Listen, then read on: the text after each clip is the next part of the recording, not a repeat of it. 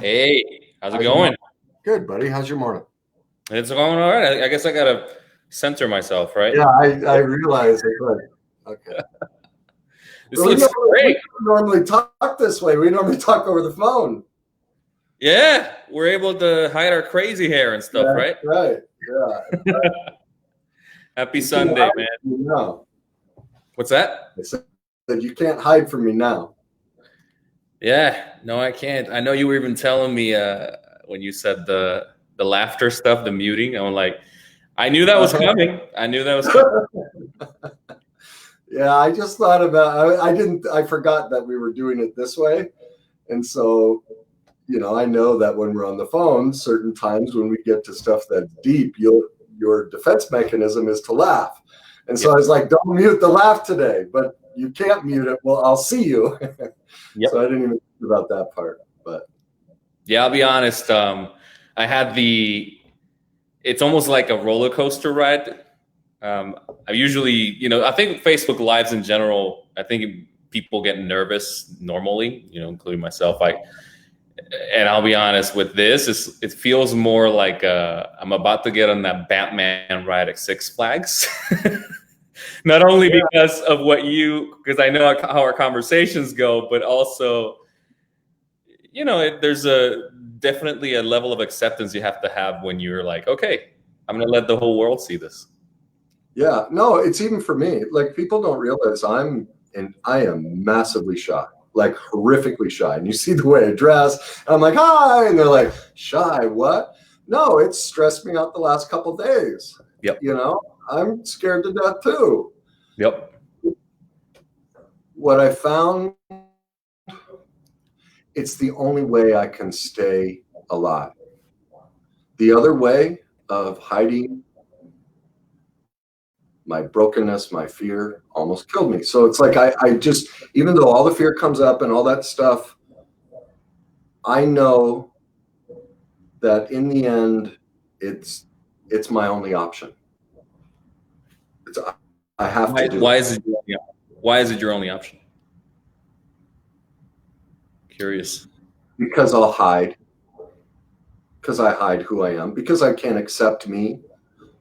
So every time I do this, I mean, really the whole reason I'm doing what I'm doing, I know many people benefit from it, but I'm doing it for me, primarily for me. Because if what I discovered coming out of the suicide stuff was if I can't talk about and own every aspect of myself, I have no self-esteem. I have to, it's a protection mechanism. If you know everything about me, then I can't hide, right? My addictions, all my struggles, I'm screwed. It's like, see? And so it's a lot of it's protection. And so, yes, many people, it's like that comment I say, we talked about this, because we kind of butted heads over this. Mother Teresa never did anything for anybody. She just loved the way it made her feel to do stuff. Now, many people benefited. And so in many cases, in every case, it's the same with me. I'm doing this for me. Now, I know that many people benefit, but it's primarily for my benefit first. It's the only way I can keep from killing myself, really. Because I tried every other way, avoiding all of this, and I couldn't do it. And I couldn't be happy. Well, you know what's funny? What you are saying right now has inspired me in so many ways because part of what I just enrolled was a nutritional coaching program to learn how to coach others. And I was, I got enough stuff going on, about that. Yeah. But hello, love avoidance. right. But here's the thing. I've been trying to deal with this for some time to get into the best shape of my life. And I was like, well, it's kind of like Kenny's story. It's a little bit more exciting when you can teach others, and at the same time, basically, you're helping teach yourself more than anyone else. Every single client, every single comment with their whatever their struggle or dysfunction or pain or whatever, I go, oh, that's me. Oh, that's me. because I know how it works. The only people that like me or follow me, it's because we're in the same pain. It's how our brains work. The people who don't like me, it's because our trauma is different. And they go, oh, that doesn't fit. That doesn't work. Now, if they go work on their trauma, then they'll swing back. And all of a sudden they'll go, oh, I like him. But if their trauma is different and they're stuck in it, they'll judge, hate, blame, criticize. Oh my God, he's blankety blank. Well, which may be true, but it's how it aligns. And so those people that like what I do, it's because their brain and body has been through the exact same struggle I've been through. And their brain and body goes, ooh, match. So any client, any university, anybody that I work with, they're there to teach me about me. Yeah, it's that the law of attraction is actually the law of feelings, apparently, and how what's beyond the surface, as we've been talking about. It's funny you mentioned that, because a guy this morning sent me a private message. He bought my book, and he was saying, great book, loved it, but I like these other books better. And one of them was The Power of Now. And I sent him this long reply, but it didn't get to him. So maybe, I hope you're watching. Here's the long reply, because somehow I sent him 2 replies. The second one went through, not the first one. But here's what I discovered about law of attraction, The Power of Now, is they all work immediately on one condition. You've reconciled your trauma. And you listen to anyone in this field on this end of it teaching it, and they talk about how their life is great. And anyone in the audience asking them questions, like especially Power of Now and Law of Attraction. People are going, I'm manifesting, I'm meditating, I'm trying to be present, but I can't get there. And every single one of them, what's keeping them from it is their trauma. And even, how did Eckhart Tolle get to the power of now? He had a massive confrontation with his pain. And yet nobody wants to teach. Like, his book he's dead on. But he doesn't teach you how to face your pain, which is what gets you to the power of now. And that's the part that's left out of this process. Nobody wants to talk about it. Well, you can't make any of this stuff work unless you face the pain. And that's what saved my life. That's why I have to talk about it. Because if I'm not addressing it daily, I can't be in the power of now. I can't be in the law of attraction. They won't work, because the way our brain and body is designed, we get sidetracked. Our cognition takes over. In the power of now and the law of attraction, our brain formed in 3 areas, 3 ways: instinct, emotion, then cognition. Everyone's stuck in cognition. For thousands of years, we've taught think different. It's a waste of time. The power of now and law of attraction are instinct and emotion. Yet everything out there is teaching you cognition. I wonder why the world is the way it is.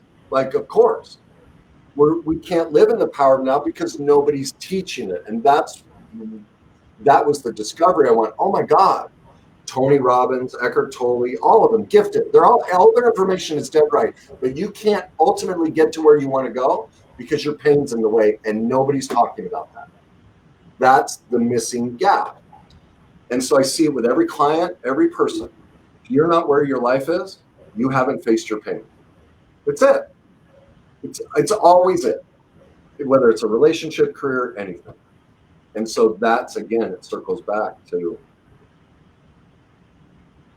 what is that? If you don't face your demons, they bite you in the ass. You know, there are all those sayings. Well, that's been my life experience, and I've seen it. Even the teachers in this industry, their life experiences, they had a catastrophic moment with their pain, and they got through it. And that's how they got the insight. Yet they won't teach you how to get there, and that fucking pisses me off. Always has. And I judge them. I never talk to them, so I don't know. But I go, what is it? Is it that they don't know? That's possible. They may. There's a part of me that goes, well, I'm not that special. I'm not the only one who's made this connection, you know. But maybe I am. Could be. I don't know. I don't have enough information from them. Or the real judgment is they know it and they're afraid to teach it. But see, remember how judgment works. That springs back on me. So who am I talking about? So then what am I afraid to teach? Right? Well, what got me thinking with what you just said is vulnerability is even bigger than that pain, that darkness stuff, because with part of what we've been discussing a lot lately is how you, for example, are able to get to vulnerability very fast to the level where it's Too fast. People, right? Yeah, I scare people. Yeah, I do. You can go down the street and I'm close to the same way. I don't think I'm at that level of vulnerability that you're able to reach at that type of speed, but Well, I can feel it. Sorry? You're getting there. Exactly. And I noticed how, what's that? I said the work you've done in the last 3 months is a huge shift. Yeah. But I've noticed how other people feel uncomfortable when they're not there yet. And they see you there. And then it's almost like watching a meteorite fall from the sky, or, like an anomaly in the world that just stare at you like, what is this? And like, why do you think they do that? Why do you think they're I think it's because they're like, man, I don't know if I'm ready for this.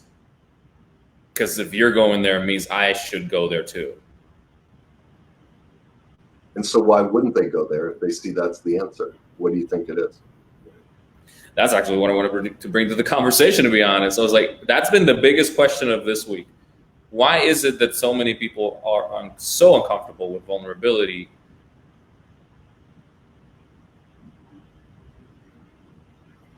What do you, I mean, I have my own ideas. What do you think it is for you? What's your judgment or belief or assessment? What do you think it might be? Everybody's afraid of getting hurt, being judged, being criticized. Oh, great. I love that. Afraid of getting hurt. And so what happens when you're not vulnerable? You get hurt. Remember, the answer's in the opposite with everything. Everyone's protecting their hurt, yet that protection creates the hurt. That's why I puke my whole life story. And I'm like, look, I'm a fucking train wreck. It saves me. The answer's in the opposite. Everyone's, oh, I'm going to protect and all this. And I can't do that because I'll get hurt. And yet, what do they relive? Hurt. Let me know how that works out for you. It didn't work out for me, and it doesn't work out for anyone. Yeah. But that's my, that's where it comes across as anger, but it's excitement, because I'm like, doesn't anyone see that? Like, it's so obvious. That control mechanism of, if I put enough safeguards in place, I can protect myself from getting hurt. Yet those safeguards always boomerang back against us. What was it yesterday? You were talking about that girl, and you were trying to sabotage it before it even started. That was your bone. It's like, no, I'm gonna make sure this doesn't happen. That's what everyone does. So that's what the book and everything I teach shows, is we set it up. We choose it because then I have power over it. But then our society pats you on the back, oh, you poor victim, and I won't do that. And that's part of what I piss people off. Is you can't tell me any situation in your life. You can bring up anything you want. I'm like, you set it up. No one else is to blame, from racism to abuse, whatever it is. It's always us. It's never the other person. And that pisses a lot of people off. Well, responsibility is pretty foreign nowadays when you think about it. I mean, we talk about it even for people like, to be honest, even for people like us that talk about it all the time and go deep, it's not the easiest thing. And I think that's part of why vulnerability becomes even more alienated in a way, where it's like, oh, no, we'd rather stay over here where, it's safer, it's comfortable. I struggle with it too. That's the biggest reason I do what I do. I mean, I love the mental gymnastics of it. Like just hearing that sentence come out of your mouth and you say hurt, and I know the deeper thing behind it. That just fascinates me how I can do that. I love that. That just gives me joy. But the vulnerability saves my life. It's the only way it can happen. And it's for everybody. And you ask anybody, listen to anybody, whether they're an actor, actress, athlete, politician, whatever. When they go through something shitty and they finally face it, what do they say? Oh my God, I wish I'd have faced that years ago. They face their pain. It's always, the answer is always in the pain. It's in the darkness. And everyone, you know, I know we've talked about it. You're like, Annie, you can't use that word. People don't like that word. You have to use softer words. And I'm like, but that's the problem. No one will fucking call it what it is. It's got to be couched in these words that are happy and nice and make us feel good, but it's not true feeling. It's a lack of vulnerability. There's such a fear of anything negative because no one's taught us how to be negative. No one's taught us. We think only the positive emotions are good. Yet every example of anyone that reached greatness of any kind, they got there through pain. Yet no one wants to talk about it. No one wants to deal with it, face it. Oh, we have to be positive all the time. No, you don't. That's not the answer. It never was. And, you know, we talk about that spirituality and everything. It's always the darkness that gets you there. Every time. That's where the vulnerability is in the darkness. Well, I'd love to bring up a topic that's related to that we talked about a little bit earlier this week, which is that if you called it the top from the bottom. You want to go there? Yeah, it was fascinating when you said it. You're like, sex life? Yeah. Okay. Yeah, I've been a pig. What did you mean in the first place? Is you actually just left it there? Okay. In BDSM, dominance and submission, you know, there's the dynamic is someone's the top, someone's the bottom, someone's the dominant, someone's the submissive. Okay. And so what you'll find, especially after the movie 50 Shades of Grey, women are almost inherently dominant. You know, this notion that men rule the world, gag me. It's the biggest lie ever. What does every man say? Happy wife, happy life. How does dating work? Men chase, women say yes or no. How does sex work? Men chase, women say yes or no. Women have been in control of relationships for centuries. Now, that isn't to say that men haven't, you know, taken from women abuse-wise, but women complain about men being terrible. Well, you're picking them. That's on you. And vice versa. Men can be blamed too. So what's happened, you know, because of that movie, 50 Shades of Grey, dominance and submission has now become somewhat socially acceptable. And you see it all through TV and movies. There's always a power dynamic to sex now. And so the term topping from the bottom is what most women do. And it's why I'm single. I will not date a dominant woman. I do not want to date a man. I refuse to. I don't have an issue with someone who's gay or bisexual. It's just not me. And so almost all women are dominant now and massively dominant. They were always dominant, but not like it is now. In the pursuit of equality and equal rights and everything, they've lost their ability to connect emotionally. They've become men. Men are partly to blame too, because men said, look, honey, if you want to be in the boardroom, you got to grow a pair of balls. And so the whole boss bitch movement, right? That girl wrote that book, the whole Boss Bitch Babe. And you see all these women, I'm a boss bitch.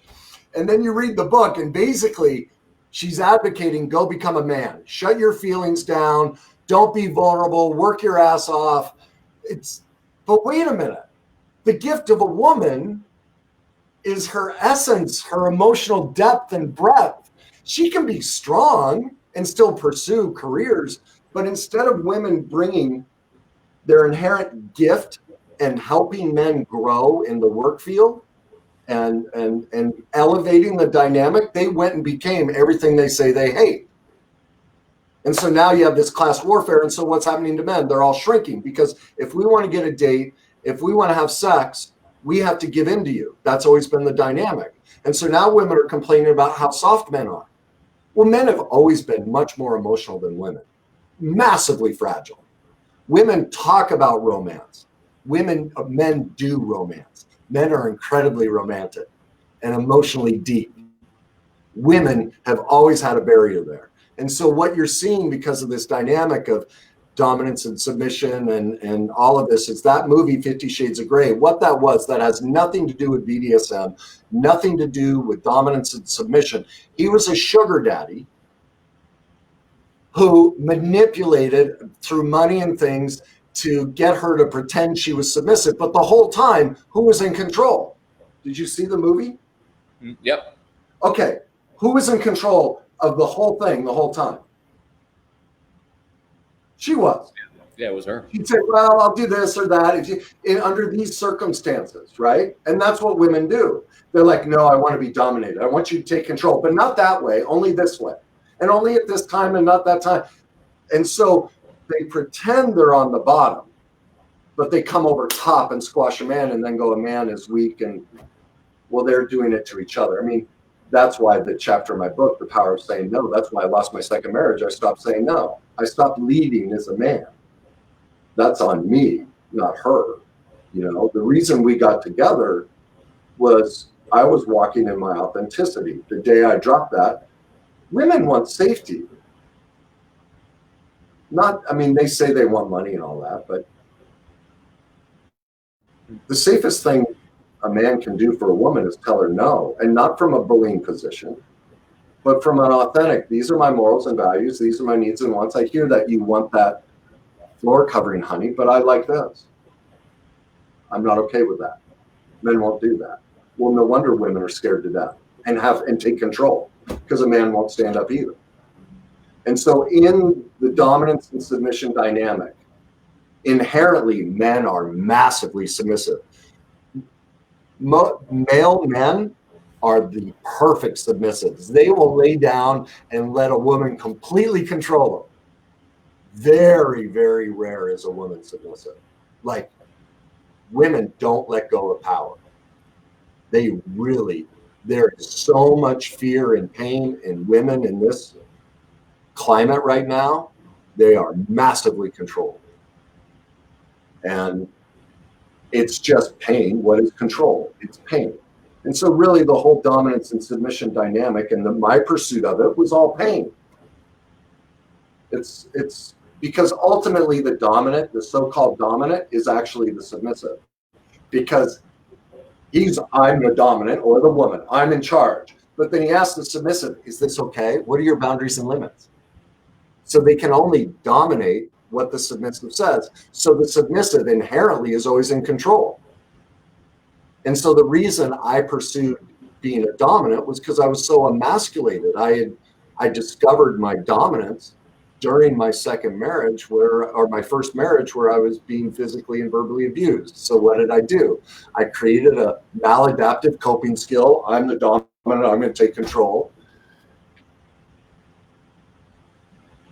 But I'm never in control, because the submissive always is. And then because inherently women control, they're always on top. And so that's what it is somebody who claims submission it's almost always a female dynamic. There are men who do it, but women claim they're submissive and want a strong leading man, yet almost all of them top from the bottom. Well, I won't date somebody like that. And that's how most women are. And so that's why I'm so single. And so that's why most people think I'm gay. Plus the colors I wear. So. Well, I understand the point of view from top, bottom to top, like you're saying, and why women are overpowered and the pain that comes from that usually. Like I've heard, one of the things that fascinates me is when you look sometimes at a picture of someone, you go, oh yeah, that woman hates men. Just by the way their expression, right? Yeah, I can feel that hatred. Yeah. Right. But what I've seen, and this part comes from part perspective from own life experience, and second, maybe what some of the dating coaches say, is isn't it easier then in that situation for the man to be always in a position where he can be under the power or over the power, so to say? What do you mean? I'm not following you. More like, if you call them there's this book called The Way of the Superior Man, for example. They talk about masculine. Yeah, the men left are to right. Others. Yeah, exactly, and it's the energy, right? Masculine and feminine energy. What I've seen is that women in general, if they meet a man that has way too much feminine energy, especially if they're with him already, they will shift to the masculine energy because they feel they have to. Like, for example, it could be a woman that could be in a marriage, for example. They have a dog and it's in the middle, it's midnight, and the dog needs to go out for whatever it needs to do outside. And the woman, the husband promised to the woman she would not go out alone, that he would take the dog out if it was night, right? It was dark outside. Imagine the guy forgetting or just completely saying, hey, honey, why don't you take the dog out tonight? I'm too tired or something like that, right? Or maybe he's out at work or something, some type of excuse. And she has to take the dog out at night by herself. Wouldn't that shift the energy? Wouldn't that be a contributor of many things, right? Because these little things can add up to what can make a woman now start feeling not protected, unsafe, all these things that shift her energy towards the masculine now, because now she starts going, oh, wait, I have to take care of myself in that masculine manner. Or maybe even worse, I mean, we've seen it with many people, financially. Oh, I have to wear the pants in the house in all sorts of ways, right? What do you think about that? There's a lot to what you just said. First of all, if you're in a relationship as a woman with a man who won't step up and be a man, that's because you don't want a man. He's not the problem. Out of the billions of men to pick from, you pick that one. And so you want to play the victim and go, oh, men suck. No, you don't want to give up control. That's why you're attracted to that guy, and vice versa. I got beat in my first marriage because of who I am. I don't condone her, but she's not responsible. Had I known what I know now, I would have never been with her. I would have picked somebody completely different. But because of my own abuse history from childhood, it was the best I could do at the time. And so everything you're describing, again, this is the problem in this industry. You want to find a solution to the symptom after the problem. So that's why dating coaches, I like, waste of money, waste of time, because all they're teaching you is how to manipulate the symptoms, right? What do dating coaches teach? Don't call for 3 days, make her want you, right? That's a game. There's no authenticity in that. I'm manipulating her emotions, or telling the woman, do this, put your arm on him, make him feel strong, but that's not who you are. You're having to be taught how to manipulate. And that's how everyone has been taught romance. So what you're describing is nobody wants to deal with the cause. Well, the cause is us. But what is the cause? But how does that relate to what I just said in regards to the shifting energy stuff? Okay, well, what that means is both of you grew up in environments where the man was, as a boy, he was disempowered and the woman was overempowered. That's all that is, and neither has addressed it. And so they're just reliving it because that's how the brain and body works. The science that's just, we become our childhood unless we heal it. And not nobody, most people don't want to go there. Well, okay, let me know how that works out for you. And so the way of the superior man, so what you're talking about is, and this is hysterical. Okay, let's go back to how you started that question. If women feel they need to be in control, what does that say about men? Can't be trusted. Go deeper. If they can't, remember, you started it about the concepts that are the way of the superior man. Men are hunters, they're gatherers, they're conquerors of the kingdom, right? That's the premise of the book is that's our inherent nature, right? Right. I just want to make sure that's the premise. Yeah. Men are meant to lead, right? But what you're asking is, why are so many women leading, right? Isn't that your question? It's not why so many women leading. It's like, for example, I've been in a relationship where there was in the beginning, the woman wanted to be led, and she was allowing the leadership, ready to receive sort of stuff. But then what happens is, if the leadership, that's what I've seen, if the leadership becomes weak, then she felt like she had to lead. And all of a sudden, what I noticed was that when that happened, it was like the bond of trust started cracking. And so it would even turn into situations where I would offer help or go for help, and she would be like, no, I don't need your help. And very aggressively, right? And so it started switching. The dynamics started switching. Okay, so what you're describing there is two people who had a mix in their childhood, a mix where they were disempowered and overempowered. So you started off the relationship empowered. You gave yourself away, gave away your power. Okay, so it started this way. I'm the leader, I'm the follower.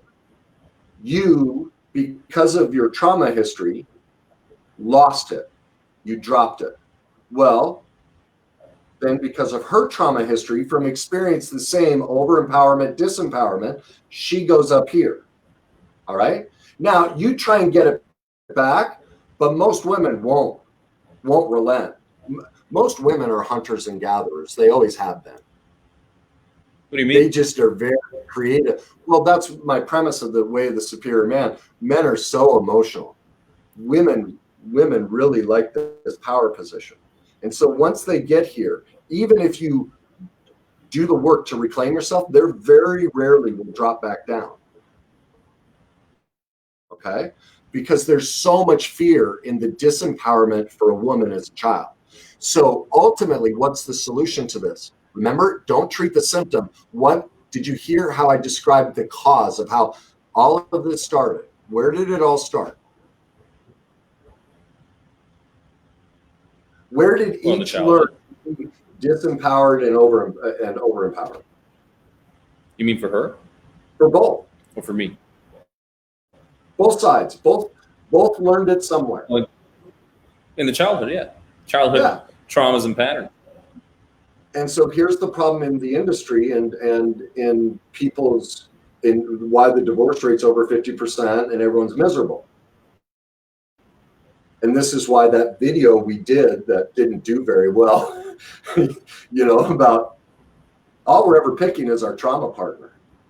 So if you want to solve this of how we both bounce back and forth, if both sides knew, wait a minute, I'm reacting from the trauma I haven't faced in my childhood, if each side knew that it wasn't an attack, it wasn't a lack of trust, it's I'm human, I'm broken. I was walking for a period of time in the best version of myself. I was a leading man. But some of my trauma popped up, and in that trauma, I lost it. Well, what happens is because people don't have this information, you're right, the woman gets scared, comes up here. But she looks down on him and, wow, this is massively vulnerable. He's in his brokenness. This is not his authenticity. This is his pain. And vice versa. Now that he's down here trying to reestablish himself and she won't let him, instead of getting into a power struggle, you won't let me lead, he recognizes, oh my God, if he's done the work, he knows this is from the relationship with her father or mother. She's living that out. She doesn't even see me right now. She sees me as the abusive father or whatever the situation was. See, if you knew that, if both sides were dealing with the core issue, now they could come together and have a discussion and go, what's really going on? What do you feel? When was the first time you felt this? How do I remind you, now that I know your trauma history, how in this moment do I look like your father, your mother, grandmother, brother, whatever it is? Do you see how you're projecting that onto me and reliving that, and how I'm doing it right back to you? See, now we can get, like, talk about intimacy, talk about vulnerability. See, you have to puke your scabs. You have no shot. Yep. Because everyone's up here dealing with the symptoms, trying to have a relationship in the symptoms, but the relationship's down here in the pain and darkness. You know what's funny? I used to think that she had trouble with intimacy. And I know you just said that men have an easier time, but here's the deal. Yeah, you know where I'm going with it, just because I said that. Obviously, now looking back, and this has just happened. I mean, I'm talking about years ago, but now it took years to get here, right? Now I'm like, wow, she tried, man. And I was just always walking away. And it brings me back to the topic we were covering yesterday, which was, why the hell is it that every time she did try to do that, what you just explained, I actually would blow it off and go like, it's over, basically. Yeah, this isn't even worth it, right? And what happened? What was the feeling in that moment? Blow it off, let's go. What were you feeling right there? Well, it was empowering. It was for me in the moment. What? Because behind that power, what did you feel? What did you really feel? Behind the power, I felt, let's see. Small, insignificant. Oh, before thing, yes. Yeah. Yes. That's false power. I'm going to end this. I'm going to get my power back. Because you didn't know. It's like, we've had the conversation. When we first met, I knew you were gifted in marketing. For those of you listening, Dater handles he's my marketing director. I knew you were gifted, but I also knew you were a massive love avoidant, completely disconnected from your body. I mean, I can look at pictures and we've done it. You've shown me pictures and I go, this person is this. And you're like, how the hell do you know? Well, I can look at pictures and I can tell you life stories. And I looked at your picture, I'm like, he's not even present in his world. I'd be fascinated. If you did a photo shoot now, they'd be completely different. The whole energy and everything. Because because ultimately the false power you are displaying, behind all of that is this incredibly soft, sweet, caring, emotionally deep, loving, expressive man that when you're not in your trauma, that's your gift. That's why you're so good at marketing. Because what is marketing? It's emotion. Right. You're gifted emotionally, but you never lived in it.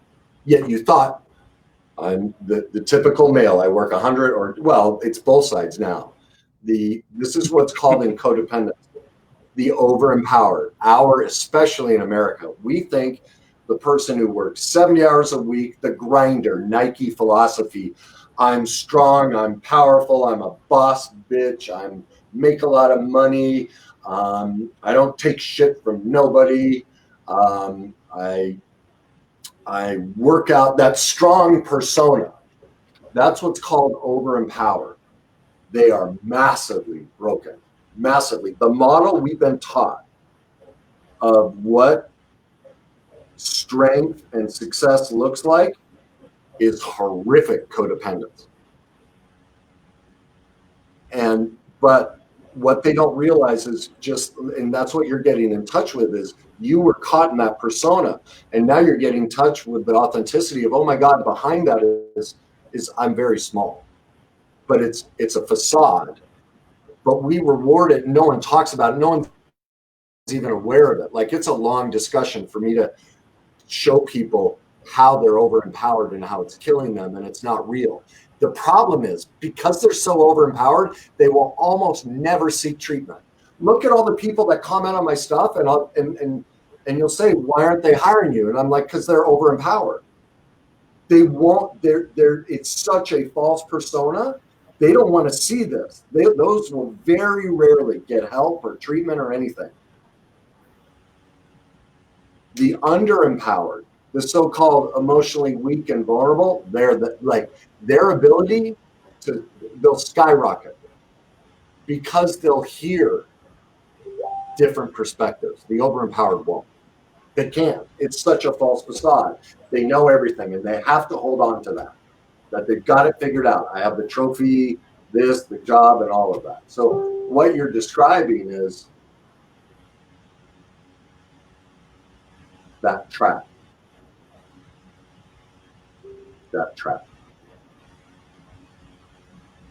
And you were caught in that. Not because you're a bad person. It was your only freaking option. You had no other choice. Right. Well, I think it's easy to get caught up in that when you've gone through some tragic loss. And, now, you feel like you have to. What caused your overempowerment? Where do you think it came from? You mean all the way to recently or in the beginning? Everything. It depends how vulnerable you want to get.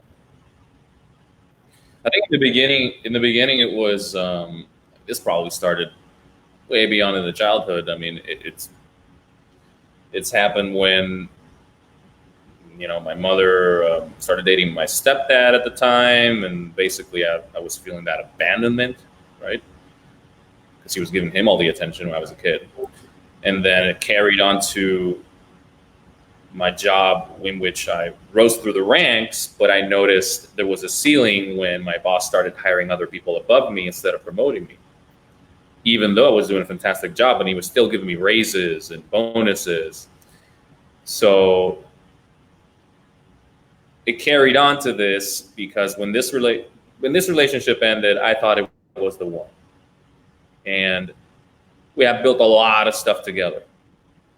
And by a lot of stuff, I mean, when you go crazy decorating the home together, when you have designed a life together that's like almost hour by hour exactly what you want to do around each other's, wants, needs, and all that. But what I noticed was that it was beautiful.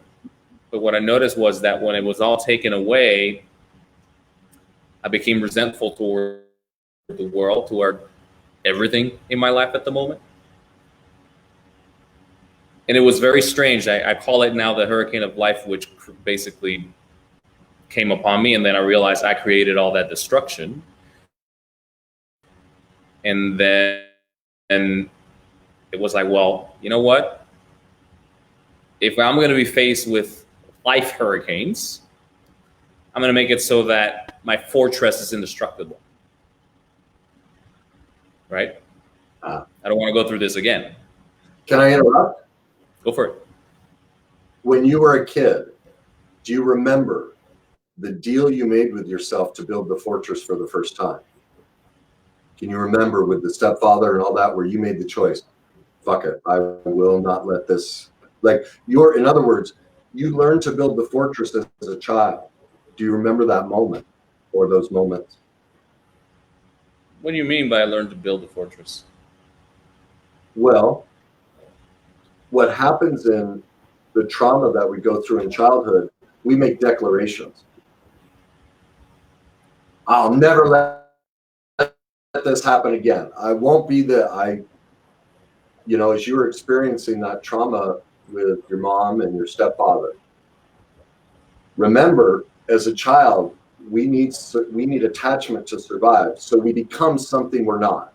And that's why I say I know more about most people than they know about themselves, because everyone's living in those maladaptive false personas they created to survive childhood. And so I look at a picture and I go, oh, they went through this, it's all over them, even in their habits and their careers.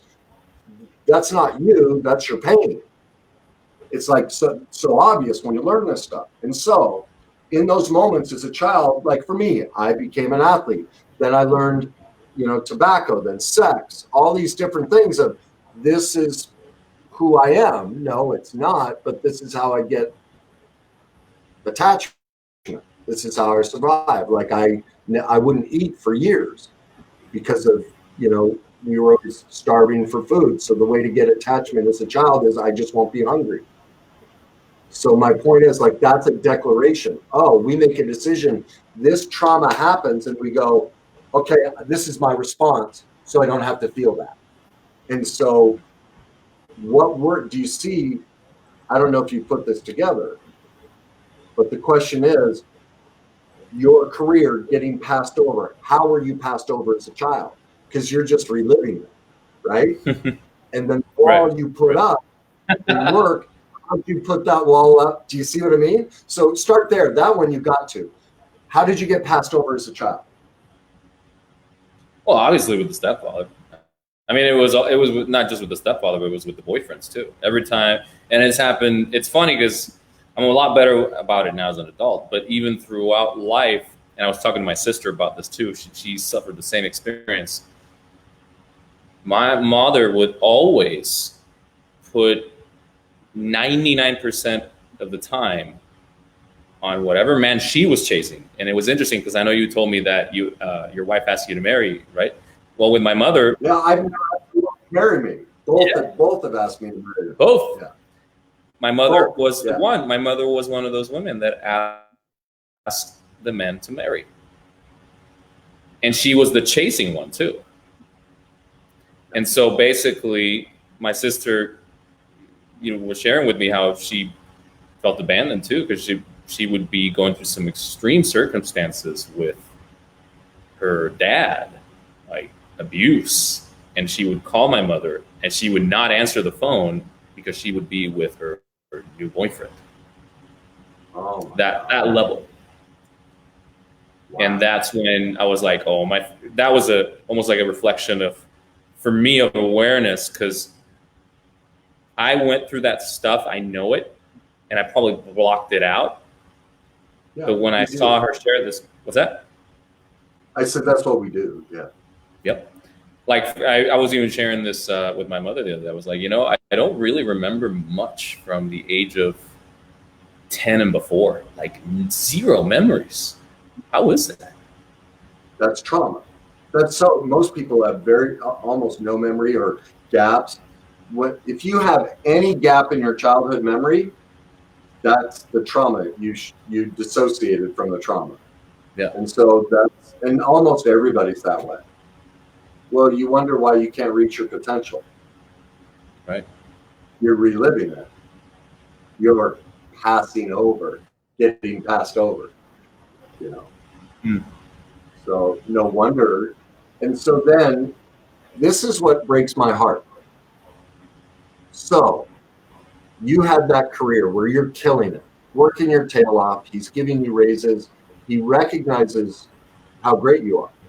Right. Yet he passes over. And because we don't teach the stuff I talk about, because we don't want to bring up our pain, the darkness, childhood, all these different things, everyone else in this industry would give you a symptom. Here, confront him this way.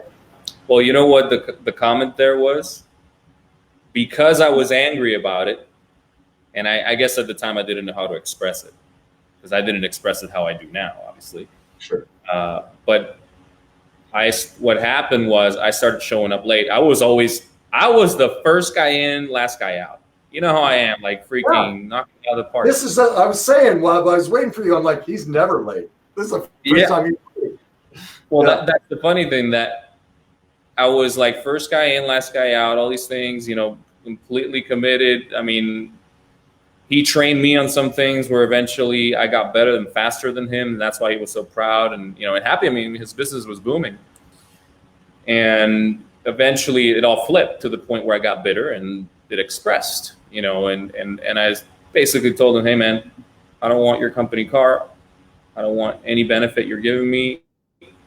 I don't want the 6-figure salary. I'm out. And you know, it happened to the point where we did have a couple meetings, but I noticed he did have, even more than me, apparently, now looking back, a struggle with vulnerability and truth and intimacy too. What did he say when you said, I don't want any of this? What was his response?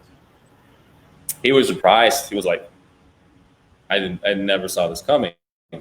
I'm like, how could you have never seen this coming? Like, it's been showing on my face. He did say it a little bit earlier. He's like, I'm seeing a dark cloud over you for the past couple of weeks. What's going on? But he never saw me quitting, so to say. And so when I dropped the bomb from that perspective, his perspective, he was like, okay. And he resented it. I can tell he resented it. I have a couple of colleagues that have told me some of the stuff that he said behind my back, as far as me leaving. Okay. And so the information that's out there would have the two of you arguing about that. Like, he said bad things about you and all of that. Yet it all started in childhood. You were passed over. And so if you knew the stuff I teach, you'd recognize I'm at a job where I'm being passed over. Oh my God, just like childhood. I picked this boss. I picked this career. It's not random. I ended up here. This tells me I still haven't faced the trauma around being passed over. And until I face that, I can't live in the power of now, the law of attraction, any other dating coach, because you're going to pick women who pass you over. What happened? Well, look, what happened with the woman who was the one. See, because of the dysfunction and things, eventually she passed you over too. Right. That's where the answer is. That's the darkness. Well, that brings light.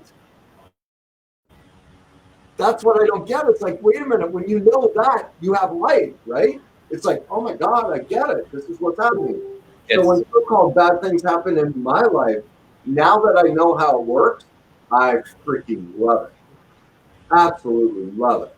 Because that means I'm literally that close. Like, my life is rarely anything bad ever happens anymore. Unfortunately. I mean, I guess that's a sign of, it could be a sign. Now I have to say that. I know there's a sense of pain in me that hasn't been recovered. I don't know what it is yet. Like, there's a sense there. So what that tells me is I'm waiting for life experience. I'm going to put myself in a situation that'll help me see it. Okay? If I can't identify it, it means I haven't created the life experience for me to overcome it. And that's okay. I'll wait for it. I don't need to rush it. It'll come when it's supposed to. But go ahead. Well, I was going to say that's exactly the reason why now, looking back, this is right now, by the way, I've not contemplated about this until now.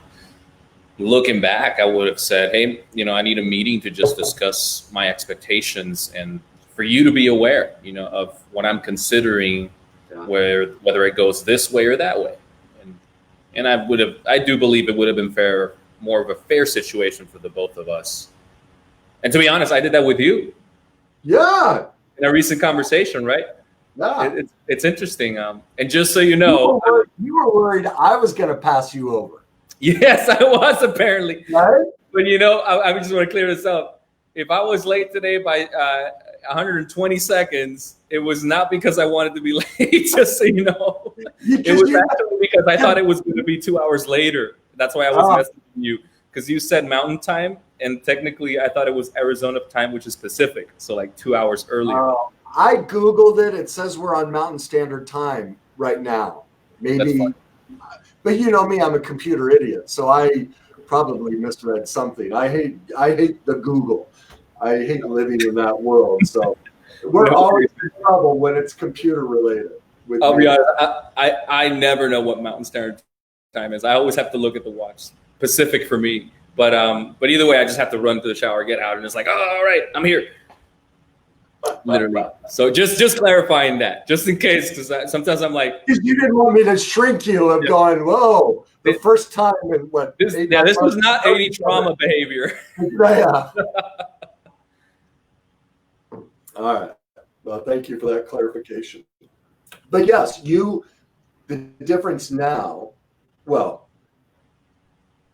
when we met, you thought everything I talked about was bullshit and you didn't want any part of it. Yeah. And I knew that, but I knew you were gifted at what you could do. And you're right.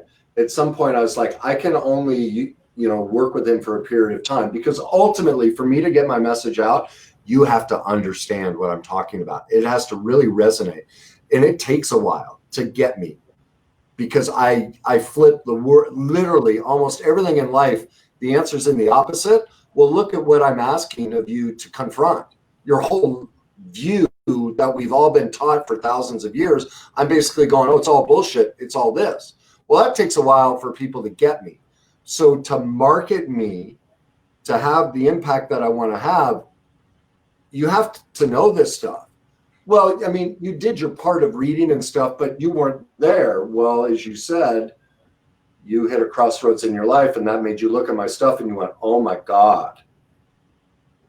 And that's the whole reason. That's the whole reason people are following me now, is because you got there. It's not me. It's you. Well, you can read. That's what I realized. You can read the words, and they can go one in one ear out the other. You could read it once, twice, doesn't matter. But until you internalize it, and live it, that's a completely different realization there. It's a fucking journey, the stuff I talk about, because I'm taking your whole worldview and basically going, I know you would tell me in a marketing situation, you'd say, don't use that word, but I would say, you're wrong. What you've been taught is wrong. Well, we don't want to hear that. Not until you get to the other side and you do that work and where I am, it's like, oh God, please tell me how wrong I am. Like, that the only answer is in the darkness of knowing how broken and imperfect I am. That's how I get to my greatness. Everyone else is like, no, don't ever look in the past. It doesn't work. But that's a journey. It was for you. What were the exact words you were telling Tiffany about my stuff when we first met? You told me the sentence. I can't remember it verbatim, but something along the lines of, I'm not getting anywhere near that shit. That's just too dark, or something like that, wasn't it? Well, during that time, I had just, gotten deep into one of the trainings that is more about the future, thinking about the future, and it's very much about, there's no need for the past. Why do you need to go there, right? And so when I first heard about you and your book and all that, and especially, I'll be honest, when I first talked to you even, I remember she was like, well, how'd it go? And my first comment was, I don't want that shit in my head. I don't want that shit in my head. I actually remember that, it was because she, and the interesting thing thinking back now is that she did ask me a question, because now thinking back, it was her trying to overempower herself for her decision at the time, right? But the question, just to clarify here, was, this is uncensored, right? The question was, to me, because I'm someone that has influenced her as well, was, do you go there a lot? Do you need to? And obviously my answer at the time, since I had never gone through the process, was, I think that's a waste of time. I don't know who has time for that. If you have time to go there, it means you're not doing what you need to be doing, or not doing enough. You're not, prioritizing the right thing. So that's where, in a way, we both fell into that circle of, oh, okay, yeah. And I can tell how that empowered her with that thought as well. Over-empowered, so to say. And that's the over-empowered position right there. You just described a piece of it. Yeah. Right. Well, it's if I'm thinking about society. Yeah. Well, that's what I realized. The realization is, so I used to think if I just drink the positive Kool-Aid every day, even if I wake up feeling like crap, I could just put on a smile and be pumped, let's go, right? Every day. And I'll be honest, a lot of my people used to say that, like, man, you're always upbeat. I've never seen you faced. How do you do that? And don't get me wrong, it was going great. Like, it was a great run in regards to a lot of things. Everything was amazing in all aspects. But what I realized that what happens is it's built with such a mask that it's not sustainable in a healthy way. It actually ends up. Go ahead. Well, it actually ends up biting. It ends up backstabbing you. It ends up biting you in the ass. Yeah. Remember how I talk in the book, the Nike philosophy. We just do it. Be a grinder. Gary Vaynerchuk. Go, go, go, go, go. Right. The over-empowered position is an anger position. I'm powerful. I'm big. I'm going to get this, right? That's the football, the athlete. Like, come on. Well, as I describe in the book, and this is why it doesn't, my book is a book you have to read for years because you'll miss sentences. Because I know I lived the journey. I know people will call me up 10 years from now and go, oh my God, I get it. This sentence, I missed it. It's right here. It was always in front of me. But that's part of the journey. You're not ready to face your denial yet, and you'll miss the answer. It's sitting right in front of you. And so what you're describing is exactly the analogy I used in the book. It's like the booster engines on the space shuttle. And this is why all the so-called successful people eventually implode. Drugs, divorces, suicide, whatever it is. Because they're using that over-empowered false positive as a power source. And life is going good. They're killing it financially. They're killing it in their career. They're having tons of sex and do whatever they want. Why do I need to deal with anything? Look, look at all the president's hands I shake. I got it, man. I've arrived. And then, boom. It's a limited fuel source, and it always runs out and turns against you and explodes. And they wake up going, what the hell happened? How did I get here? And then we sit on the sidelines and go, can you believe it? They had everything. I would have never done that. My ass. We all do it. And that's why also when they we love it when they succeed, when they start it. Like I already know, like everyone loves me right now. Well, let's give it a year. Everyone's going to be going, you're an asshole. Like, because I'm on the journey up. But you get here, then what they see is the juxtaposition of, oh my God, he actually went there. I haven't. I chose not to do the work. And then they project all that self-hatred onto the successful person. We're doing that in America, the top 1%. Now, I'm not saying they're perfect people, but we're after anybody who's achieved anything. Because why? Because we won't do the work. And so they're the devil. See, we're creating all these victim classes. So I never have to face me.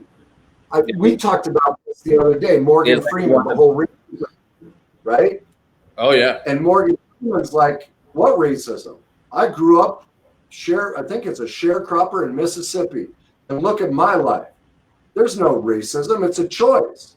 If you want to play the victim, Lil Wayne, he's another guy. He's like, what? I've never experienced racism. My life kills it because I chose to play the victim. Yeah. And it's interesting. In my experience, I can relate to so much of what those guys say in regards to that. And I do see, I mean, I've worked in Hollywood. I know the real sides of these people. You worked with all those guys. I work with a lot. Yeah, I used to work at the top recording studio. As a matter of fact, this I have not shared with you. I used to work at a top recording studio where all these rappers record their albums. And they're just people like you and me, right? Just figuring life out. And I've never even, for me, right? I'm from Puerto Rico. I live in Florida, now Texas, and live in California, all these places. And I share the exact same view as Morgan Freeman. in regards to that. But I also see how most people want, for example, celebrities to fail because of what you just said. Yeah. Because then I don't have to face me. You're the problem. That's we talked a little bit about, we kind of glanced at it, we didn't get into it, but the American dream, or you sent me some video about the American dream. Right? What was the American dream based on? You grab yourself by the bootstraps and you go do it. Well, now what's the American dream? Government and other people need to do it for me. You need to give it to me. Because I'm an American, I deserve it. It's owed to me. Health insurance, jobs. The world now owes me. It's flipped from a personal responsibility. And it was like a guy a couple of years ago when my first book came out. He sent me a private message and he goes, wow, your book basically boils down to hyper personal responsibility. And I was like, I never thought about it. You're right. And it proves it scientifically too, that unless you take that route, you're reliving your trauma. If you're blaming anyone or anything for any aspect of your life, you're in shame and denial. And I can prove it with anyone. Anytime you point the finger at anything or anyone, you're the problem. Always. Racism, abuse, trauma, all of it. Every single time. Not when you were a child when it happened, but now as an adult. We don't like to hear that in America anymore. It used to be that. But now it's no. You need to give it to me. And anyone who has it, they're evil. Now, are there evil people? Like, what did I say to you that first phone conversation? I said, the people we need to help that need to read my stuff and go through my program are the top 1%. Right. Because they're the most broken. But since the over-empowered and we think that's what success is, they're clueless. Like, look at the Lori Loughlin, the lady who, cheated and pushed her kids to Stanford or USC, the actress, who's in massive denial of how abusive she was to her kids. She's that top 1%, completely out of touch with the reality of how absolutely abusive she is as a mother. Horrifically, both of them. That's horrific abuse, what they put their kids through. But she's out of touch with it. Yet those are the people that set the policy. And that's the backward dynamic in society. We want to help the people down here.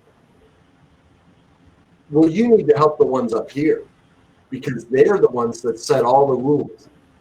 Yet nobody up here thinks they have a problem. Well, that's who I'm coming after. It's everybody. Nobody is immune from the cycle. But if I can break that false reality, if I can put the mirror up, if this ever gets to the place I'm on Oprah or something like that, and they try and challenge me, and immediate with their question, they've proven the answer is within, they've just shown me their brokenness, that starts happening on a bigger scale than it is now, well, that's the change. Because people will see, oh my God, I am the problem. Holy shit. It's never anyone else. Well, to me, that's the change the world needs. Everyone else right now is promoting victimhood. Change the cops, change the black people, change the white people, change the, they've created all these subcultures of victim classes, and you can't say or do anything because you're offending me. We're all, be different, so I'm okay. Bullshit. That's the death of everyone. The answer's in the opposite.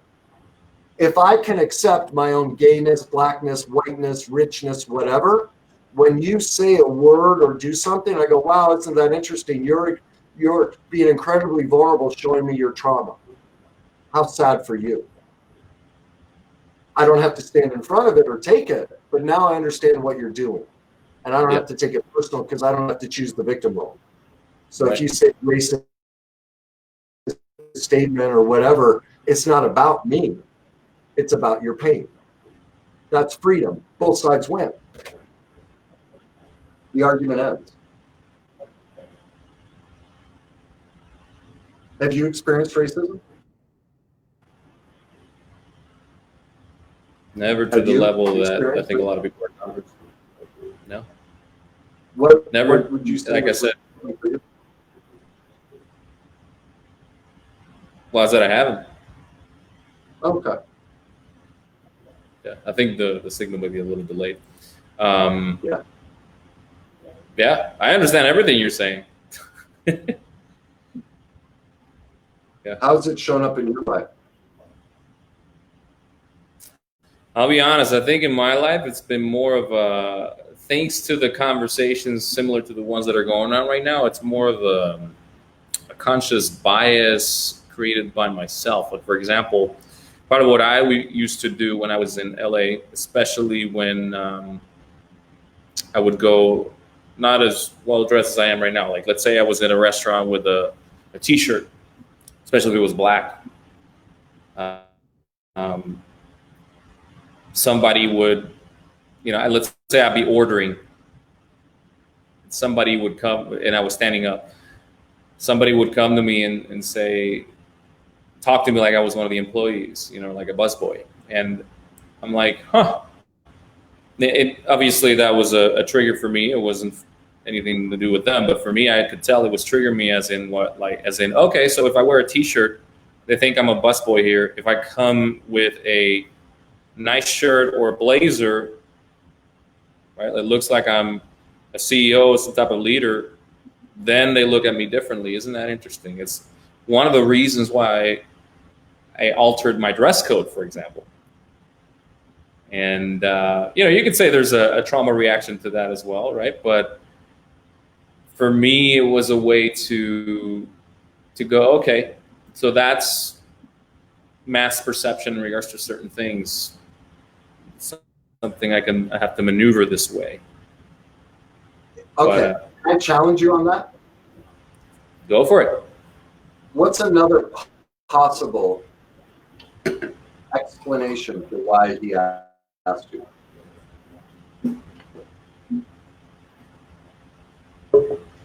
What do you mean? Like why he asked for help, me for help? Why are you certain that it's a potential degradation of you? What else could it be? Why, you mean why he did that? Let me give you a life example and then it'll make more sense. Okay. I was at Z Gallery 6 months ago. Actually, I shot a little video one day. I was out shopping. It was like, I think you and I had first started working together and you're like, Kenny, don't shoot those. Useless. Yeah. I was learning because I've had to learn how to do all this. It's not my skill set. For those who think I'm like so good at it, he's taught me. He's like, I have to own this. I've been, for a long time, I was in training. Before I could post anything, I'd have to send it to Dater because all my posts, I didn't know there's a formula to this. There's a way that it makes no sense to me, but I just figured if the content's good, people will want it. And he's like, oh, no, they don't give a shit. It's not that they don't give a shit, but it has to be presented to them in a way that they can digest it. That's the buying process. That's the even if it's not buying, that's how you get engagement. There's a whole thing to this. Well, ever since I started this, I just put it out. I didn't know any of that. And it breaks my heart because I just figure, why can't we just put something out and someone goes, oh, that's it. But there's a whole marketing psychology, which is much different than the psychology I know. So anyway, I was at Z Gallery. And I'm standing there, and you know the way I dress. I'm in a suit. Just came from a lunch. I'm dapper. And a man, maybe 15 years older than I am, stops me and goes, excuse me, do you work here? Can I ask you a question about this? And I just put my hand on his shoulder. And I said, no, I'm sorry, I don't work here. There's somebody else who could help you. Now, I have many choices as to how I can interpret that. Does he look down on me? Because he's what most people would call an uppity, rich white guy. All right. When we create a stereotype of, that upper crust white guy, he looked that part. Whether he is or not, I don't know, but we all stereotype. We're all racist. That's the biggest. Every one of us, a judgment is racism. Like, people don't want to own that. But if you don't like this or that, that's a racist comment. So preconceived notion. exactly, that's a form of racism. Racism is a separation of, you're above something. Well, we all do that. Judgment. That was a judgment. If we say he's a rich white guy, that's a racist statement. It's no different. So he fit that preconceived racist statement of he's an upper crust white rich guy. So in that moment, did I get hit with just like you, a sense of, oh my God, I just got degraded. But because of the work I've done, I went, wow, isn't that interesting? Why am I choosing to play the victim role? I'm not in his head. I don't know why. And then I used the tools and went, when's the first time I ever felt this? Well, my parents belonged to a country club. When we were members there, it's one of the most exclusive clubs in the country. And the only way we got in there is my grandfather, he ran the place. My dad was able to make payments. Like financially, we didn't have by the end, my dad could afford to be a member, but initially we didn't. We were white trash, literally. That's a bit too strong of a statement. But financially, we didn't belong there. We got lucky. And so there were times while I was at the club, members thought I was a caddy and go, hey, I want to go play. Can you grab my bag? And I'd say, I'm sorry, my father's a member. Oh. So it took me back to that traumatic moment as a child where I was belittled. And so I realized in that moment, wait a minute, I have a choice.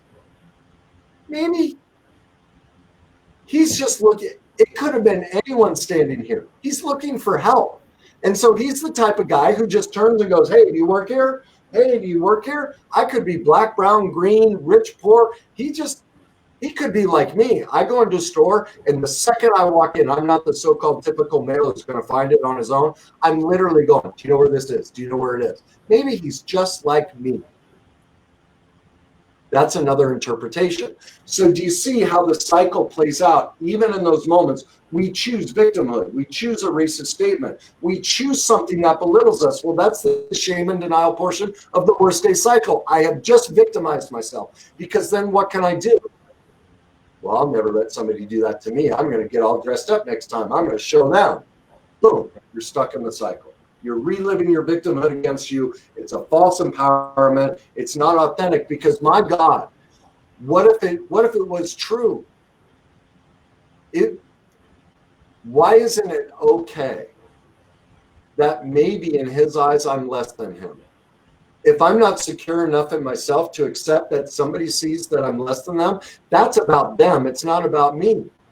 So do you see how the response becomes a maladaptive, false power mechanism, so I don't have to feel insecure about myself? That's why I'm a proponent of the darkness of the pain, because once you heal it and someone does that to you, I don't have a fear of being less than you. I'm okay with it, because that's about you.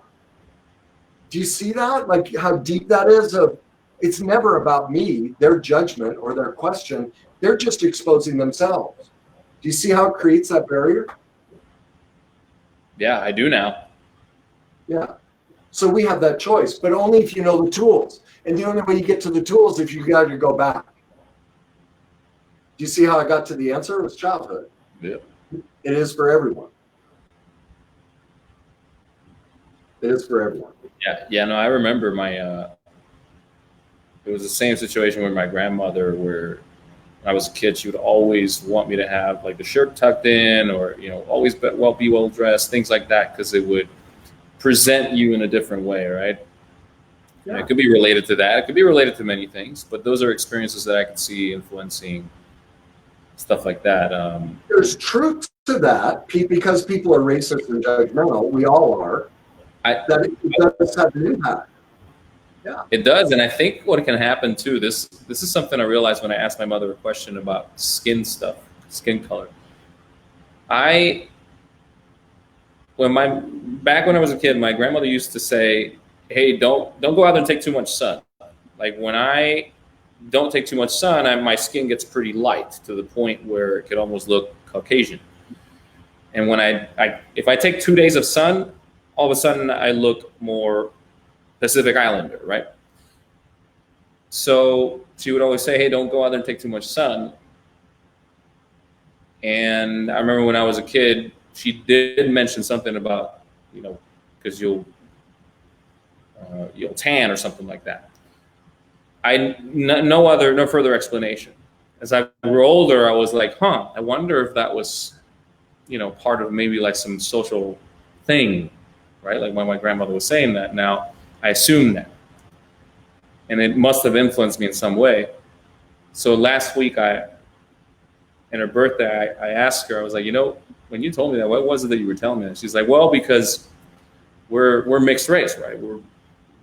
My dad is dark skinned, my mom is white, and so what happens is when you take sun, your skin actually dries up and crunches. It's not like African American where you're 70 years old and you look 40, or other people like that. Our skin does crunch up, so to say. And I was like, oh, well, that makes sense now. It wasn't. And I asked her specifically. I mean, was it because of? I'll be honest. My assumption was, based on my analysis, that usually when you see a white collar worker, they're lighter skinned and that's why they have nicer hands, right? And that's perception would be, oh, they're smarter, they're wealthier, they're more successful, right? And all of a sudden, if I see a darker skin, more hands of manual labor, so to say, well, that means it's lower status, it's lower money, right? It's lower other things, and I thought that's why she was saying that. So you see, there was a discrepancy that all of a sudden I formed this behavior based on a lack of information, my assumption, and then, of course, there's probably some stuff with the media that influenced it. But now with this new level of awareness, I'm looking back, it's like, oh, that makes sense. Because I never saw my grandma as someone I would consider racist or influencing me to judge people in such a way. So.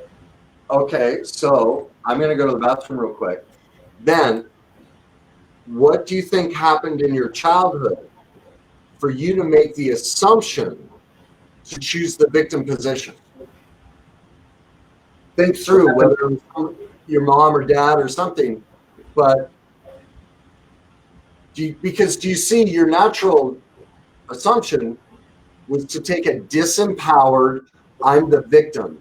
If I become my race, I'll be, the racism angle could play in. That must be what she's talking about. Well, that's a disempowered. I mean, there's truth to all that because we all judge. My dad would talk about manners and things, and people judge you on that. And so it can help you succeed. Like there's truth to, you have to play the stereotype because life will go easier. Like there's no doubt about that. I'm going beyond that discussion into, okay, where do you think you learned to choose the victim position? Is it a memory or several memories? I'll be right back. Where do I get to learn the victim position? Okay, I'm assuming that it has to be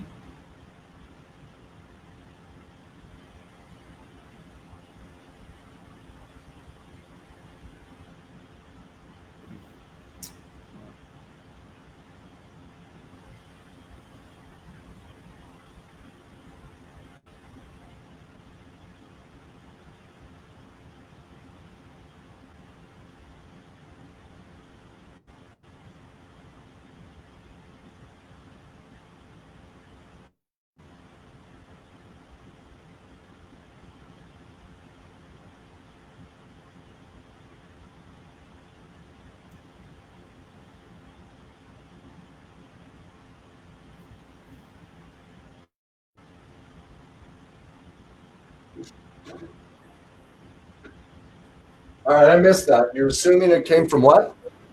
I just came to probably my thoughts of, well, I guess it's why this goes this way in my life. It's why people look at me this way. It's why that happened to me. Stuff like that. When I related to that. So is there a moment in childhood where when you think of that same victim position, is there first thing that comes to your mind, anything in childhood that relates to that, where you get a memory of, here's the first time I remember feeling that exact same feeling?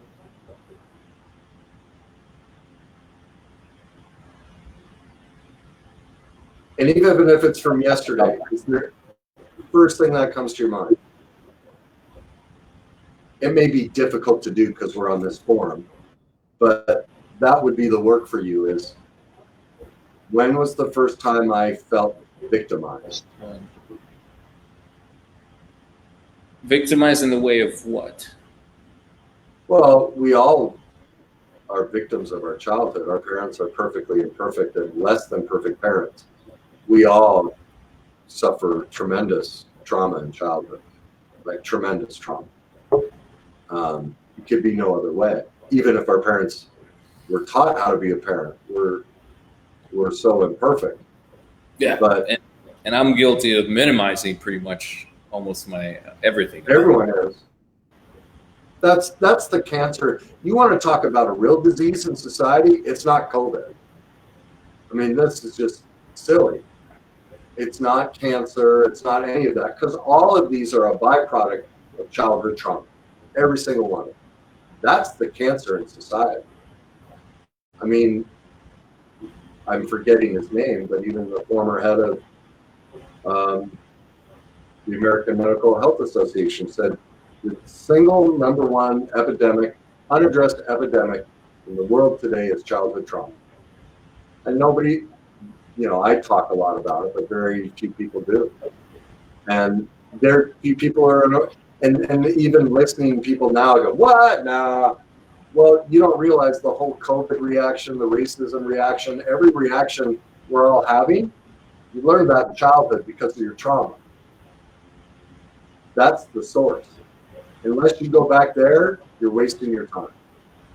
You want to fix the border wall, you want to fix all these, the gun issue. Let's go, the gun issue, right? Where does that come from? Why do people kill people? Huh? What do you mean? Why does somebody kill somebody with a gun? Whether it's walking into school or whatever, why would they do that? That's a very, very wide answer. Could be many things. Well, throw out some of the things you think are possible reasons. Well, it could be mental illness, right? Combined with anger. It could be any type of, you don't believe what I believe, so I believe that you should be dead, or anything like that, or Okay. it could be. Those are the two top things that come to my head. So you said mental illness, anger, and beliefs. Evil. What's that? Or just evil. I mean, Evil. although you question what's the source of that evil, right? Well, that's what I get back to. Everything you described. If you want to fix any of these, mental illness, anger, people with different beliefs, or evil, what we're trying to do is address the symptom, what's already happened. Okay, so I say this all the time. Here, if this were a gun, it's an inanimate object that does nothing, literally nothing. It just sits and occupies space until what? Until a broken human being picks it up and uses it. The gun by itself is never the problem. It's the person using it. And so we think if we take the gun away, we solve the problem. This is medicating the symptom. But see, because what's ultimately the problem? Mental illness, anger, beliefs, evil, where's all that learned? Where's all of that born out of? Childhood. That's the solution. That's the cause. Mental illness, there's a very almost microscopic amount of people that are born with a genetic defect that creates mental illness. All other forms of mental emotional illness are created in childhood. What's an inability to control anger? That's created in childhood. Beliefs, the inability to hear opposing beliefs, that's created in childhood. Evil, that's created in childhood. Yet we want to legislate the gun. And that's what we do with every societal problem. The border wall, all of it. We're always arguing about the symptom. You know, that something that relates to this that I watched yesterday was a video of, it was a Steve Harvey show. And it was a video of two mothers and two kids. And basically it was a white mom with her white kid and African-American mom with her African-American kid, two boys.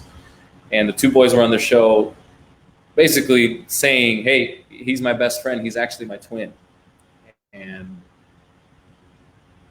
and it was astounding in the show how he was saying, he looks exactly like me. We have the same eyes, the same hair, even though obviously, you know, the kid was blonde versus, you know, all that.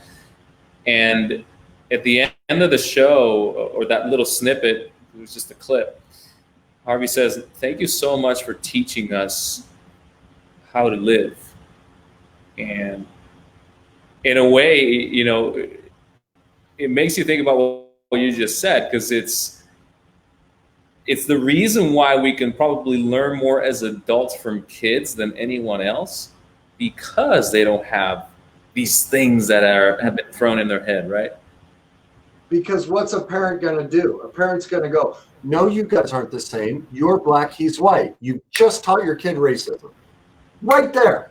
Yep. Right there. You just separated class. And that's how we parent. Oh, no. That's not true. It's this. Boom.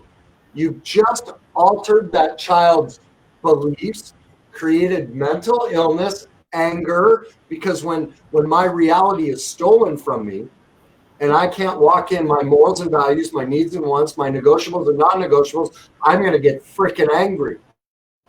And now I'm having to carry your beliefs all my life, but they aren't mine. He and I are the same. We're identical twins, but I had to take on your belief. And since society won't deal with it, and society gives me an out and says, I can do this because they'll blame the gun. Hell yeah, what a great option. Yeah.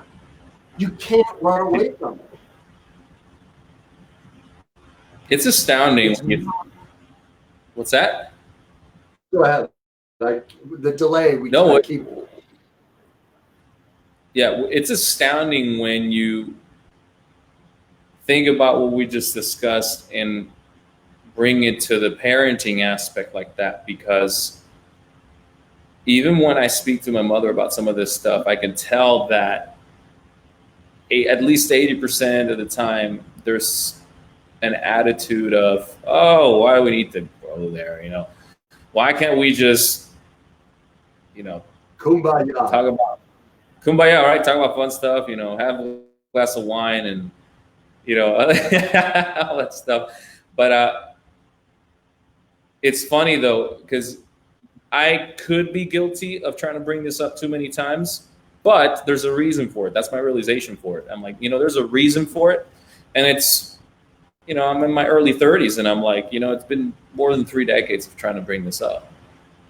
And I'm actually very happy that, as I've shared with you during the last 3 months, there's been transformation. It's because of these conversations with you and with her and with a lot of people. But I have noticed that, especially when it comes to looking at the parenting and coming back to the concept of vulnerability, which we discussed in the beginning of this conversation, it is so full of walls. It is like, oh, no, like there's no need to go there. What happened, right? Leave it in the past, leave the past there. We don't need to go there. Or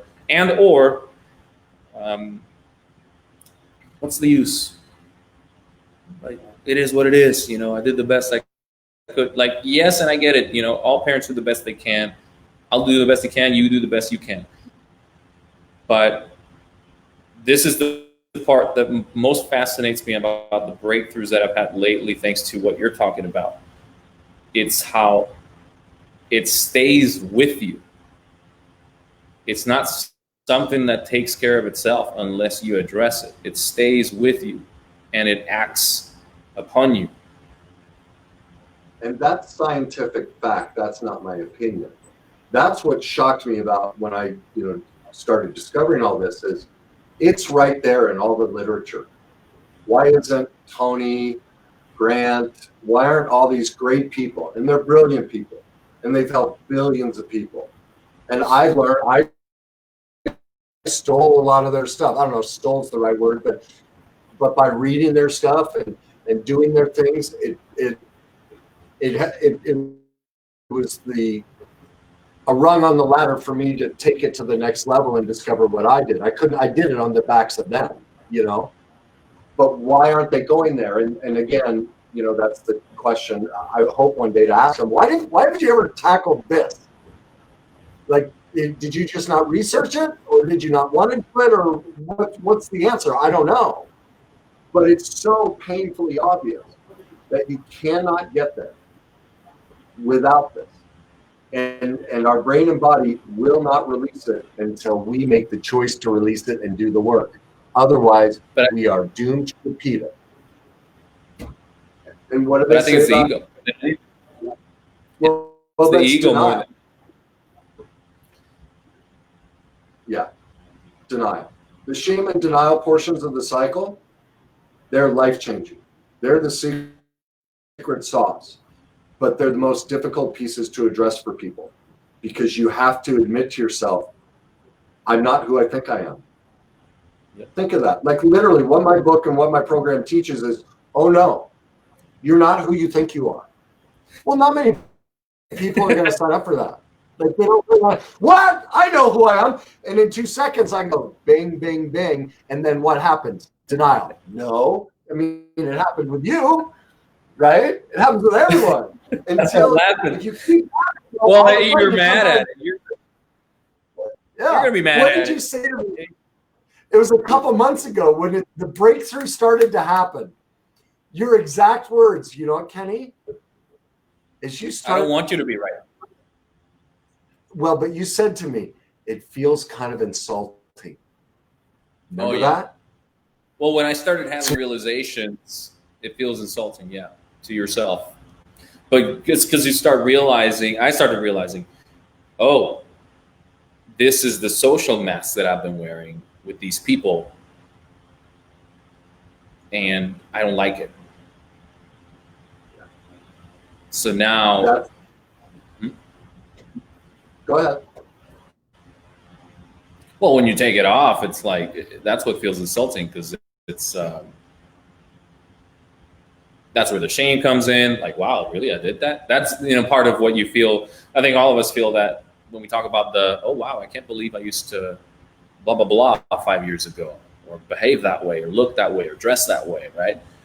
Or 10 years ago, right? I think that it's part of that. But this was interesting because it was even up to more recent, and it's not like I was drunk, right? Like, you can regret a drunk night of actions, but this was fully sober. Right? So I have to own it. You're exactly right. It feels very insulting to finally admit to yourself who you are. The most difficult truth. And I don't know that I've accepted it. And I don't think I've ever talked about this publicly, and it just hit me because I started to realize, wait a minute, I'm teaching too much. I'm not telling enough of my story. And just because of where we are in the conversation, I'm like, I need to be more vulnerable and less. I mean, I love teaching and talking. I get fired up by it. It's still me. It's not like it's it's like, wait a minute, I'm getting caught in my teacher role too much. Here is the toughest. Remember how the cycle works: shame and denial. In shame, we start to discover I'm not who I think I am. I'm actually full of shit. Like, I'm not an athlete. I'm not all these things. Man, that's tough to accept. And there's two parts we're having to accept in the shame portion. One, I'm full of shit. I'm not a cop. I'm not a real estate agent. I'm not all these things. They're all false personas. It's not authentically who I am. Man, that's tough. But secondly, what makes that so tough is I became all these things to get attachment from mom and dad. So if I drop them, it means I lose attachment. I'm alone in the world. And even though I say my parents were great, I still at my core sense that they weren't really there for me fully. Well, man, that's overwhelming. And that's what kicks us into denial. And so we don't want to face it. And that's why we say the past sucks and all the things you said to Tiffany and different people. If I don't want to go there, that's what everyone does. They go into denial. No, I'm not going to. He's full of shit. It's too dark. No, that's not true. My childhood wasn't that. All those things come up. This was the toughest piece for me. As you know, my relationship with my kids has been very spotty. I have a son I met as a child. I haven't seen him since. I'm trying to rectify that. I have one daughter right now I haven't seen, and today's her birthday, by the way. Wow.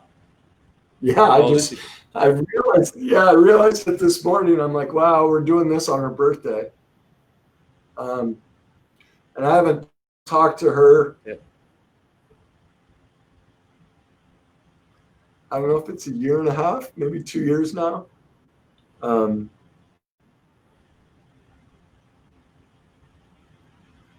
my other daughter, there were many stages in her childhood. I think there were 2 periods where 2 years I never saw her. Now, a lot of the reasons for these aren't just my imperfections. There's another person involved that has done things that has made that impossible. I'm not solely to blame, but I am responsible that I picked a woman who, because of her own pain, would do everything she could to keep me from seeing my kids and being a part of their life. That's my responsibility. She's not to blame for that. I set that up. And here's the toughest, when you talk about the cycle and the shame and denial portion, this is the toughest piece for me to accept. And this is what people who aren't seeing their kids and have been through a similar situation as mine, underneath, if they do the work, they'll find the same answer too. I remember, because of my childhood and the things I went through, remember an hour or two ago, I said, what declaration did you make as a kid in that moment, right? When you went through pain? I was like, to set you up to be, how did you say, get passed over? There was a declaration you made. Well, the declaration I made was, I'll never have kids. Now, remember how the cycle works. We repeat it. Remember in shame, we develop a mantra. I'll never. This is the victim statement we choose, and then we relive it against ourselves. So because of my unhealed pain, because no one teaches what I teach, very few people even know about this concept on this planet. As a child, my only recourse, because of the abuse and not always abuse, but the different things I went through, we all then, even as a child, we turn that abuse against ourselves, make a declaration, I'll never let this happen. But then, because we don't heal it, we relive it against ourselves. So look at what happened. Because my childhood trauma was never healed, I get in the shame portion of the cycle, I make a mantra, I won't have kids. And then, out of nowhere, and people think it's out of nowhere, I had no control over it, which is bullshit. And that's why everyone's fucking miserable. And their lives suck because they don't know the truth. and they're unwilling to face the shame and denial portions of the cycle. And that's why none of the other programs will work, because this is the secret sauce. I end up picking a woman and putting myself in a position where I basically haven't been a father. Holy fuck, I have to own that. That's not her fault. While she's played a huge role in it, I set it up years ago. That's a tough fucking pill to swallow. Think of that. Every day I have to get up, and whether my kids hang around me or not, that's always at the forefront whenever I'm around my kids. Man, I made that declaration, and then I picked a woman and put myself, and then made other choices that gave her ammunition too, because I gave her ammunition to be able to use against me to create the distance. She did a lot on her own, but I played a part in it too. So to have to own that the distance with my kids is all because I didn't know any better. And so I've set up a life where I really don't have kids, even though I have them. That's a tough fucking pill to swallow. But it's the only way to freedom. And so everyone's miserable until you can own that. All those dark pieces, that's the solution. You have to admit it to yourself and ultimately do the self-forgiveness work of, I didn't do it out of intent, but because we don't teach this stuff, I had no other option. It was the best I could do at the time. Had I known had my parents been taught this, had any of this information been out, and we had a society that used this system, this way of looking at life, this could end, but it wasn't there, so I had no other option. I have to forgive myself, and honestly, I haven't completely forgiven myself for it. It's a daily piece I'm still working on, because that's a big burden, but I keep remembering, Kenny, you got to let it go, because the more I beat myself up for it, what do I create? Distance. I create distance with my kids. I have to get to the forgiveness. It's the only way. I have to get there. That's the only way I can make amends to all of us, is I have to reconcile it in me. So my point is I can relate. What does forgiveness and owning it look like for you in this scenario? That's a great question.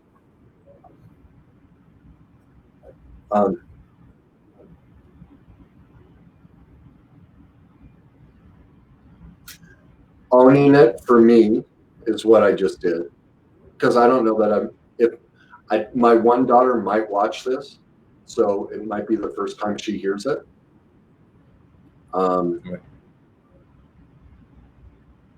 So that's the first step. I have to own it. And for me, the only way to own it is to own. That's why I puke my life story everywhere. It gets me the first piece, because now I have nothing hidden. It's Brene Brown in her book about shame. She talks about how shame is that virus in a petri dish. And if you put a virus in the dark, it explodes. Like the virus just explodes. But the second you bring it to light, it kills the virus. Well, look at coronavirus. Light and everything kills it. Well, it's the same thing in us. Vulnerability, all of our demons, bring it to the light. That's why I always say you have to go in the darkness. The answer is in the darkness, because even physics, the way the world works, the light can't rise until the darkness sets.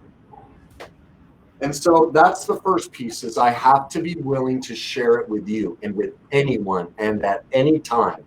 No holds barred. That's the first piece.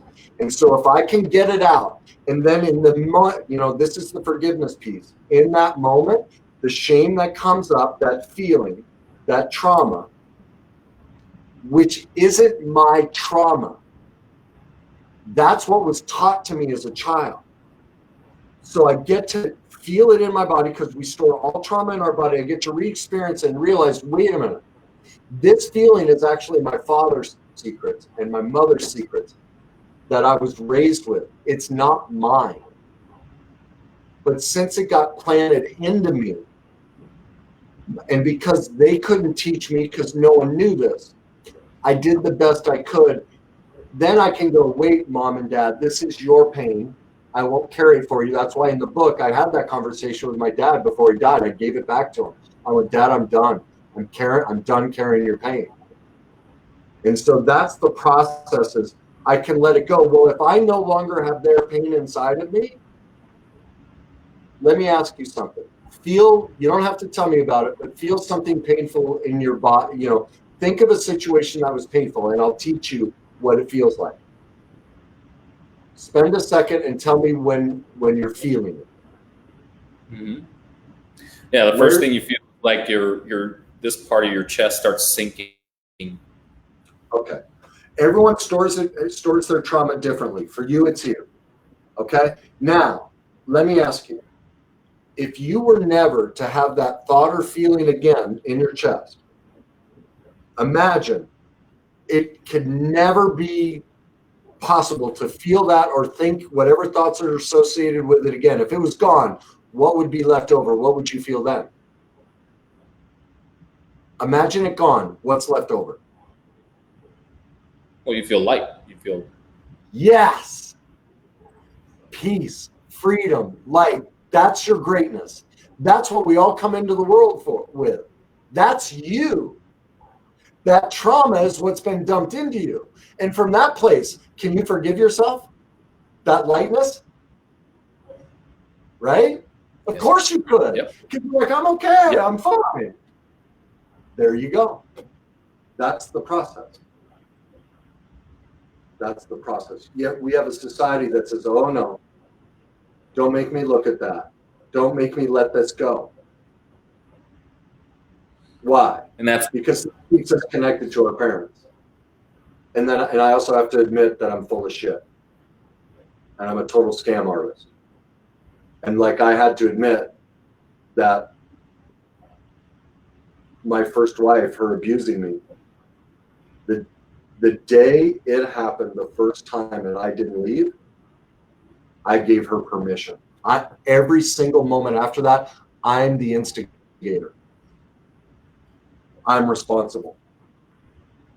And also, because of the experience with my brother who used to beat the shit out of me, because I didn't know I need to heal that, I was drawn to someone who beat the shit out of me. My wife's not responsible for that. That's on me. Freedom. See, now I don't resent her, do I? You see how free I am? And that's what everyone's stuck in. That's why I think the whole Me Too movement is a bunch of bullshit. It's everybody stuck in victimhood, celebrating their victimhood. But if they did the work, I could sit with any person who's been abused. I'm not minimizing the abuse. It's all horrible, horrific. But if they did the work, they'd realize, oh my God, I learned and I put myself in a position. Even if you were randomly walking down the street and it wasn't your fault, if you do the work in your history, you'll see, holy shit, he's right. I learned to put myself in that position to have that life experience. And that's why they're trapped in hell. Because they're not dealing with the source. They're all celebrating their victimhood as a group think culture. Well, that's why abuse and everything keeps going, and rape and all of it. That's how you end it. If you want to end it, you don't. Oh, I keep forgetting what's the name. A man who hates women is a misogynist. A woman who hates men is, I keep thinking phlebotomist. That's not the term. There's a term for it, but we're developing that. It used to be that most men hated women. Now we're developing a culture where women hate men because of things like this. It's just flipping. And I'd like to change that. And to do that, you have to call out the bullshit that's out there. Well, look at what I'm challenging. That's not going to make me a lot of friends. At least in the beginning. Yeah. Well, you'll get the professional victims, the people who, well, and I shouldn't, that's a denigration of them. It's not a professional. It's not a profession. They're in so much pain. and they don't know how to let it go. And the shame and denial portions are so severe, they can't face it. And that's heartbreaking. That's not something to denigrate. So the group of people who will distance themselves from me because of these truths that aren't just opinion, they're backed by science and how the brain and body works. That's heartbreaking. It's not a judgment. It's sad. Because I lived that life, and that's why I got abused and all these things. I was that person, stuck in that, you're the problem. So that's the process for me, and it's one, I have to own it as thoroughly and completely as possible. Then I have to go through the shame and the trauma experience, give it back to its source, and what's left is freedom. From that place I can go. That's why you rarely will hear me say the words should or could.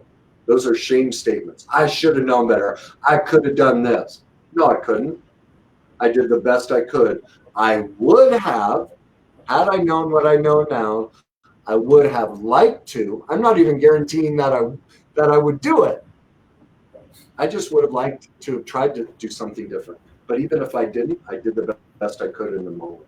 And that's all we're ever doing. Does that help you understand the process? Could you see how you could use that in your own life? Oh, absolutely. It's one of the main reasons why I'm passionate about being here right now, because I feel like vulnerability and exposing yourself, like you said, is the first step, and being able to share it with others. Especially in a public manner like this, is the path to that level of healing, because I think that, of course, intimately it works as well. But true acceptance, what I've realized, is to be able to share it with pretty much anyone in such a way where you now look at it from the point of view of acceptance, instead of, not to say you're not going to still have any level of hurt and pain. Oh, but you look at it with a different perspective now, like truly a different perspective, not pretending to, because pretending to, that's what gets you back, as far as I've seen, into the addictions of alcohol and all these other things that can suppress. What I discovered for myself and the people that have worked through the process is they learn to love pain and discomfort. They learn to love that their life sucks, because now they know the tools. Like me, it happened to me right here, talking about, the declaration of I don't want to be a parent. All the shame came up. And I worked through the process right here. Well, that gives me freedom. That gives me space to be a father. That's the only way to get the solution. Yep. Right? And so you learn, but because as a culture we refuse to talk about it, refuse to deal with it, well, it's just like our screen. And I'm going to make this, I'm going to use a racist analogy. Because of your skin tone, you would be the darkness. I'm the white guy. I'm the light. Let's stay over here in the bright white color white guy life. Let's stay away from that side. Bullshit. I want to spend my life where you are, because I know without that skill set, I can never live over here in the color. It's how you get there, and you just proved it. I asked you to bring up pain. And once you're able to move through it, you get to light.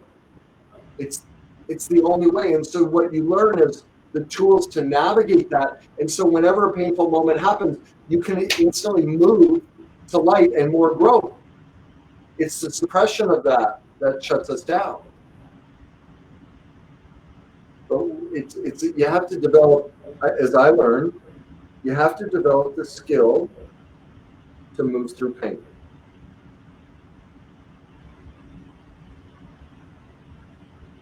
And that took me years to learn how to do. And it takes most people years. It's not a quick process.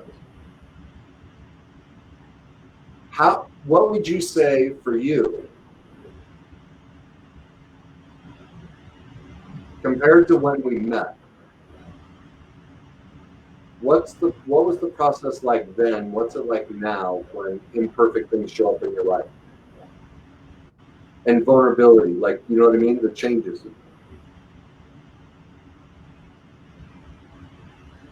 When imperfect and vulnerability. So in what way? Well, and something just hit me. I was like, God, that almost sounded like a sales question. I don't know why I got hit with that. So I don't want to talk about that. It did. Like, all of a sudden, I just got hit with this image of, ooh, that sounds like getting a testimonial video for what I teach. Yeah. And it wasn't my intent, but I got hit with that truth.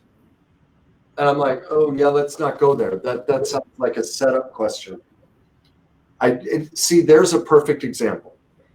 If I weren't aware of how denial works, I thought it was an authentic question. But remember how I talk about trauma gut, real gut? My real gut spoke to me. And I just heard, that's a setup question. That sounds like you're asking for a testimonial. Now, without doing the pain work, I would have kept my mouth shut and go, yeah, well, no one will notice that. And I can go. Instead, what did I do? I go right to vulnerability. I got to expose it. It may not be true. That may not have been my intent. All I know is I got hit with the feeling. Well, then I got to get it out. So let's talk about anything but that. Because all I know is I don't want to relive that feeling. Do you see what I mean? Yeah, I'm glad. And I know what you're talking about. I think it's probably even that topic because I see it all the time. And especially now that I'm doing the work, it's like I have seen it where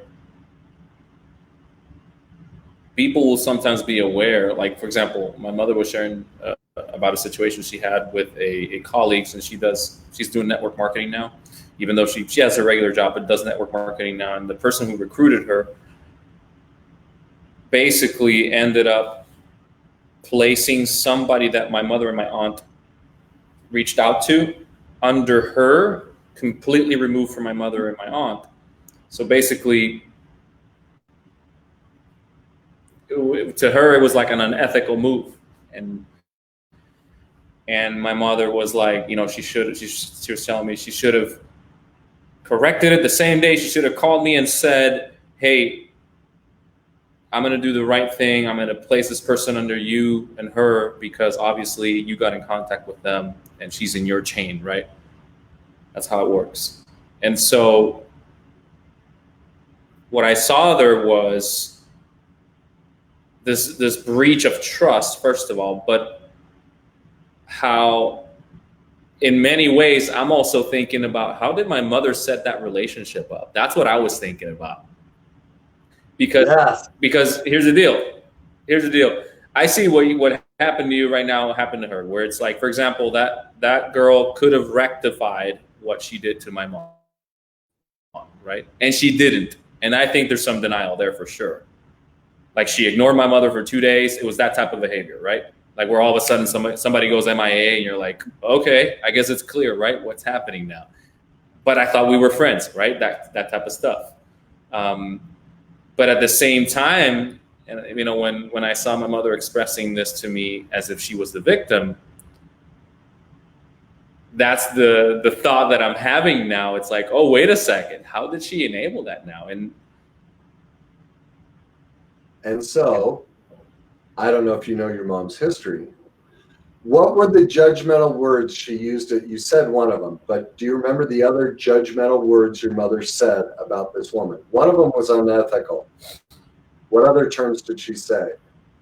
Oh, well, it was that statement, you know, I don't trust her even with a 6-foot pole type of stuff. Okay. So where's your mother been unethical and somebody that other people couldn't trust with a 6-foot pole? Obviously with her son. Boom. Shit. You said with herself. Yeah, exactly. It was unethical the way she raised you to to put the boyfriends and everyone else above you. Right? I don't know about her business career, but I'm sure it's all throughout her life. She's incredibly unethical. That's why we judge others, because it's us, either directly or indirectly. And so, of course, she'd attract somebody who's unethical because she hasn't healed it in herself. Just like I would attract someone who's abusive because I haven't healed it in myself. And so you want to tell me someone else is the problem? Never. Ever. It's always me. And so I can sit here and blame my first wife for how I never see the kids and the alienation and the horrific, absolutely horrific things she did. And they're monstrous. But I can't run away from the declaration I made. That's on me. I picked her. I picked somebody who would make that reality come true. Even the son I've never met. Remember, I talk about that in the speech. I asked her, because there was confusion around the pregnancy, would you get a pregnancy test? And she's like, but Kenny, they prick his heel. It'll hurt him. I won't let that happen. I could walk away. So I picked, think of that. That just hit me. I picked 2 women who wouldn't allow me to be a father. I'm the smartest man in the world. And then I could manipulate and say, aren't these terrible women? Oh my God, they're so evil and monstrous. How they robbed me of my son and robbed me of my daughters. Gagged me. Bullshit. That's on me. Now, did they play a part? Of course they did. But I have to own my part if I want to be free. That's the solution. Now I have a question. Because I do know that, you know, when you're a kid, there's only so much responsibility. When do you think the true shift to adulthood for the level of responsibility that we're preaching here, so to say, now applies? Because I'm starting to feel like it's not even a number. It's a level of maturity. I mean, legally, right? You get where I'm going? Yeah, and you're bringing up a very sensitive subject. This is tough. But what happens when we're traumatized as a child? After that first time, even as a child, we start the cycle. We set it up. Even if it was abusive. And that's tough for people. That goes against all the theory out there, but it's true. Byron Katie talks about it. She has a lot of courage. She doesn't talk about it directly, but when she has people on, if you find any of her videos where someone went through child sexual abuse, she'll walk them through how after the first time, they partly seduced it to continue. Now, are they responsible? No, their brain isn't developed. Not even developed. They have no clue. It's pure survival. They're not to blame for that seduction that happens, okay? None of us are. My personal belief, if we're going to say the legal age is 18, you could say it's then, but the brain doesn't stop forming till we're 25. You could say it's then. I don't want to be God and the determiner of when you need to do that. That's not my role. I know this. If you live a life and you choose not to go back and heal this, you have made it, and you've listened to this. Most people aren't aware of these concepts. But if this is the first time you're hearing this, and from this day, you choose not to go become an expert, for the first time in your life, you can actually be blamed. And I don't know that I blame you, but you could use that term blamed. Because the first time in your life, you are consciously aware of something that could save your life and save your kids' lives and transform the world. And if you choose not to do that work, at that point, you're responsible. That to me is when responsibility starts. Remember, we can only do what we know. So if you're unaware, you're just doing the best you can. You could do nothing else. You know, I'll say it all the time. Can you build a 747 jet right now? Could you walk out the door and build a 747 jet from the ground up? Could you, David? No. Absolutely not. Okay, why? Because you've never been taught. Now, would you feel any sense of blame or you're a bad person? Of course not. But it's funny, I bring this up and everyone goes into, ooh, they feel terrible. I'll let myself off the hook for that, but I won't let myself off the hook for this. Well, that's because of the cycle and the shame dynamic and denial dynamic. We don't want to go there with this.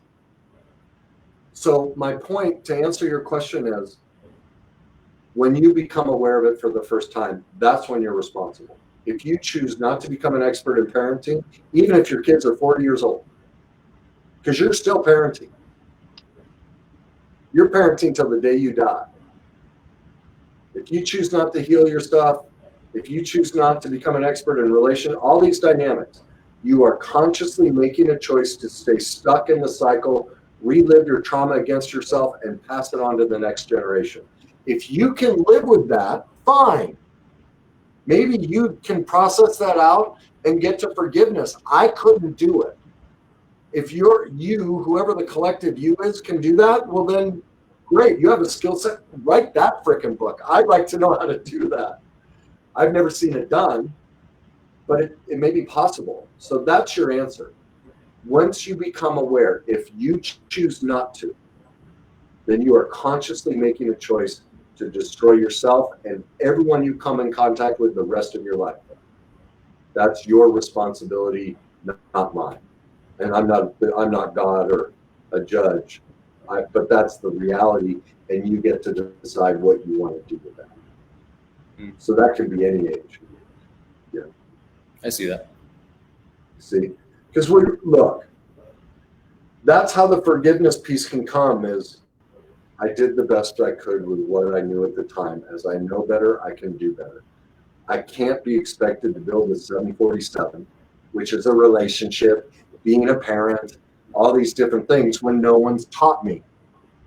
But now, once I become aware of the damaging effects of not learning how to do that, and I choose to not hire a counselor, coach, read books, go to seminars, all those different things, because it takes too much time, I'm too busy.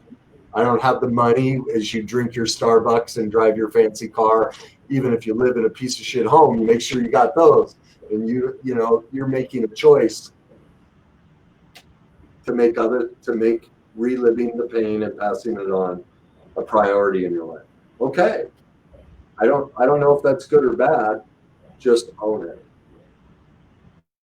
That's all I'm advocating, is own it. And make peace with it. Yeah. So.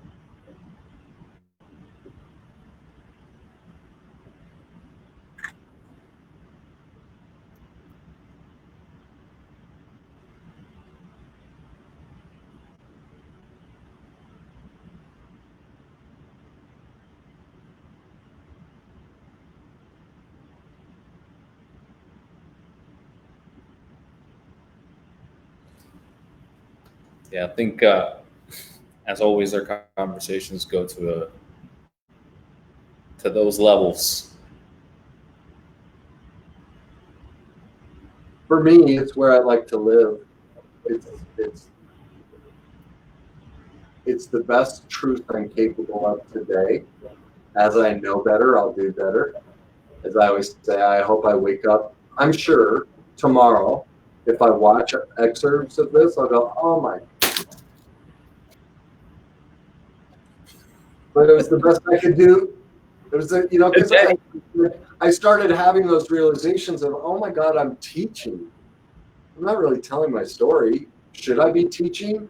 Should I be telling my story? Oh, you're really focusing on what you should be doing.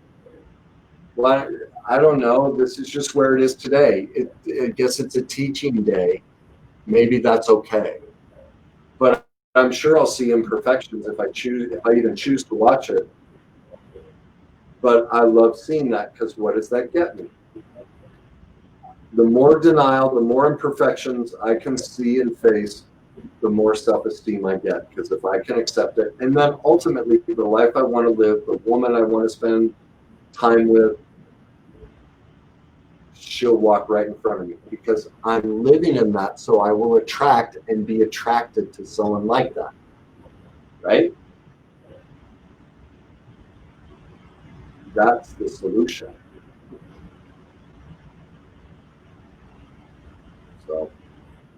So kind of even to wrap it up, just to make sure I understood part of what you said a little bit earlier. Why do you think the whole thing of abandoning before you're abandoned, so to say, is so prominent in this? For me, why is it a pattern that is so hard to break, even though I'm aware of it, though? Well, that's the shame and denial portion of the cycle. That's, well, in society, the news media, there are a lot of factors involved. We heavily reward the victim in our culture, the over-empowered victim. That's the flag everyone's flying, is I'm the over-empowered victim. So you're saying that I'd rather be that than under-empowered. Pretty much it's a choice a lot of people are making because of that. Automated function, so to say. Yes, well, that's the whole point behind the cycle is we choose to re-victimize ourselves to get power. It's false power, but it's power. And so the answer is in the opposite. You have to become an expert in your disempowerment and all the pain. And from becoming an expert in that pain and being able to move through that darkness, those dark emotions, and learn, oh my God, these aren't that bad. This is actually where the answer is the movement through it. The better I get at this, the less need I have to take control and sabotage it for myself. So like for me, especially here towards the end, I keep it, you could call it throwing myself under the bus. I keep calling myself out. I'm getting more and more in tune with, oh, wait a minute, feelings are coming up. I need to address it, need to address it, need to address it, need to address it. And each time I do, you also notice a rise in comfort in myself. Right. That's the solution. It's always the solution. Whereas the opposite is a further distancing, and then eventually our face is turned down, our posture, we're shut off. Now we're on dating apps because I can't, God forbid I meet you in person. Right? All those different things. So the solution to the disempowered is when you feel that urge to fight back, pause. Remember our conversation yesterday. Both of us were fighting for power, right? Mm-hmm. Yeah, who's the greater victim, right? We were both arguing over victimhood. And remember what I did? I finally went, oh my God, I'm doing it again. Yeah.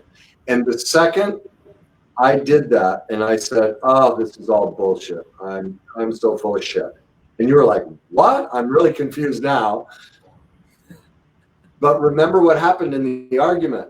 Right after that, you gutted yourself. You talked about how you had the chills, how you had to mute the phone because your defense mechanism is laughing, how you were just getting these heat rushes because you were experiencing all the trauma of pursuing your over-empowerment. And the second I pulled that back, both of us got vulnerable, and then we were able to resolve it because I took myself out of the false empowerment. And I admitted my imperfections. I admitted how I was getting stuck in that again. And that because you and I have talked enough about the darkness,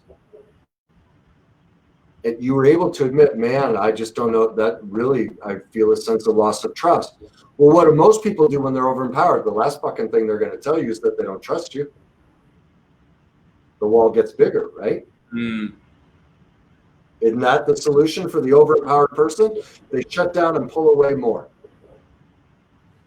And I'm even realizing that I'm glad I did that part because it could have gone the other way based on my previous behavior to that moment, meaning even the fact now thinking that I muted my mic when I was laughing, and some things were happening without your awareness. Now I look back and I could justify it as saying, well, I was trying to not be disrespectful, right? Maybe that was the Gag me. That's bullshit. right. See, I knew you'd be able to call that out. That's total bullshit. That's what normal people would say, right? No, I'm trying to not be disrespectful. I don't want you to hear me laughing in front of your face about what you're saying. Now you just found, and you do that to me all the time. That's one of your avoidance techniques. Yeah. You go, well, I didn't want to say anything because I didn't want to be disrespectful. And yet I've told you countless times, the only way you ever disrespect me is when you withhold your thoughts and feelings from me, even if they're confrontational, even if they're so-called rude or imperfect. That's when you insult me, is when you don't share it, because then I have no truth. That's what I see now. It's hiding. Yeah. It's putting on the mask. Exactly. And so now we get into, why do I live such a lonely lifestyle? Why am I alone so much? Why I can't, 8 months since I was on a date, I think. And talk about over-empowered. That's a hilarious story. But this, being able to do this, and even if you don't know how to do it, being open to learning, even men as friends, it's just incredibly difficult to find. Well, I mean, and then I'm shy too, but you put all the things together. Yeah, I spend most of my time alone. And so when you ask me to do stories because people want to go know about my life, I'm like, dude, I don't do anything. Well, I'm boring. I mean, I guess I do a little bit more than I realize, but this is just what's comfortable for me. Whether it's right or wrong, it's what's comfortable for me. I don't want to disparage other people. It's just the only way I can live, which doesn't make it right. It makes it right for me. Yeah, that's your zone of joy, and I get it. And I'm glad that we're chatting here in front of everyone, because this is an invitation more than anything to be a part of this conversation and to join us in the comfort of vulnerability, because that's really where it's at. I know that sometimes it can feel like it's in the other place. Yeah. So yeah, I'm just going to speak to the audience in a way. I told Kenny that this would be the way to go to get basically more people to do it with you, because I've asked you numerous times, why don't you have other people open up with you in a podcast or an interview, stuff like that, and no one will go there. My greatest fear. I mean, my greatest fear is if people really knew that I call bullshit on everybody and all their victimhood, like, yep, and they don't want to hear that. Now look at what that does for me. Look at how I get to hide. I don't know that that's true, but that sure is a convenient judgment to keep me small and not do my good. Right? I'm so glad you said it. Right? Oh, it's all them. They don't want to go here. I'm so much better than them. I go deep, and they don't. And so I can't do that because they won't like it, and they'll feel offended and pissed off, and I'll get death threats. And wow, what a bunch of bullshit. I don't know. It may happen. It may be true. I don't know whether it's true or not. It's all about me. Yep. What am I afraid of? I'm afraid of accepting. Remember, turn it against yourself. So use my own words against me. What did I just say about me? What, right now? Well, yeah, because I'm going, they don't want to hear this. It's too deep and it's too confrontive. It's too dark. I can't let people see this. They'd hate me. Turn all my words against me. Do you hate you? Ah, there you go. Yes. Bingo. You don't want to be seen. I don't want to see. I don't even want to fucking see me. Yeah, I'll be honest. I'm actually, in a way, very proud. As a friend, I'll say that the way you've opened up, because I know I've asked you the question of, for example, why haven't you spoken too much about or even brought up the topic or pictures or videos of your family, and including your daughters and stuff like that. So it's something that it's another side of you. You know what I mean? I'm out there because I know this. The only thing that will worry me about this conversation is the conversation about my kids. Yeah. Because they don't know a lot of stuff. They don't know about the history of what went on. And we haven't had the chance to build the intimacy to talk about this stuff. And so what I will fight after this, the only thing I will fight is, what I still haven't figured out when it comes to my kids and being a father, did what I just say, will that enrich and make relationship possible, or did I backdoor manipulate a way to keep it from happening? And it's a very difficult understanding for me to get to, because when I learned from my counselor, some of these things, and this is why you need someone to work with, you're too close to it. You can't see it. Now, I'm gifted. I've done so much work. I'm gifted at seeing how I do it. Like I just asked you, I knew what I was saying, that I hate me, right? As I was projecting it on the audience. But when it comes to the stuff with my kids, there's aspects there that's so deep. And so I don't know. I guess I have to do the reconciliation process right here and accept that based on who I am today, my heart was to try and create a connection. But honestly, I don't know how.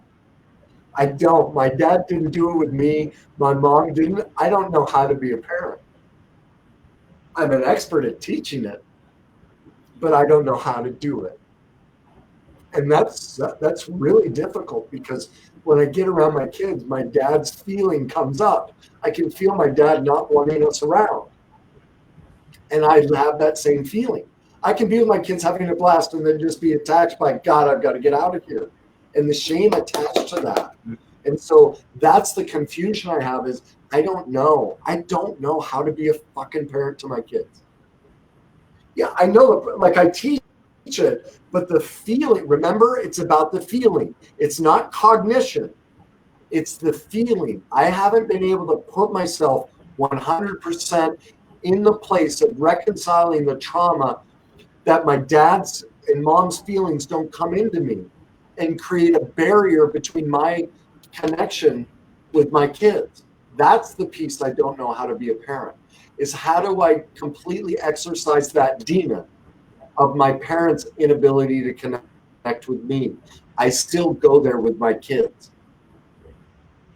And I haven't reconciled. I don't know how to be a parent. And that's heartbreaking to me. It's the best I can do it today. I keep working on it. But it's devastating to me. That is devastating. And I just can't recover from that. No, it's not that I can't. I still have a lot of shame and self-loathing around that. And that's my father's shame and self-loathing. I'm still carrying it. And I have to let that go. I feel you. So that's the red flag for me in all of this. But I'm doing the best. This is the best I can be at it today. And I know by sharing it, I got a little bit better. I took another step. It's the only solution. So, I feel you. I feel you, man.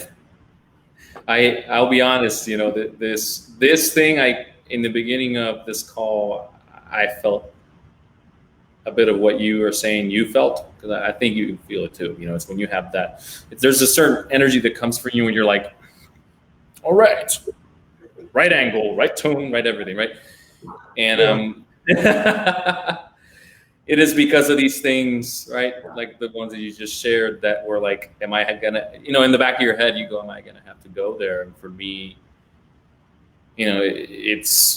I'm like talking about my mother or, ex-girlfriends or, relationships, all sorts of relationships.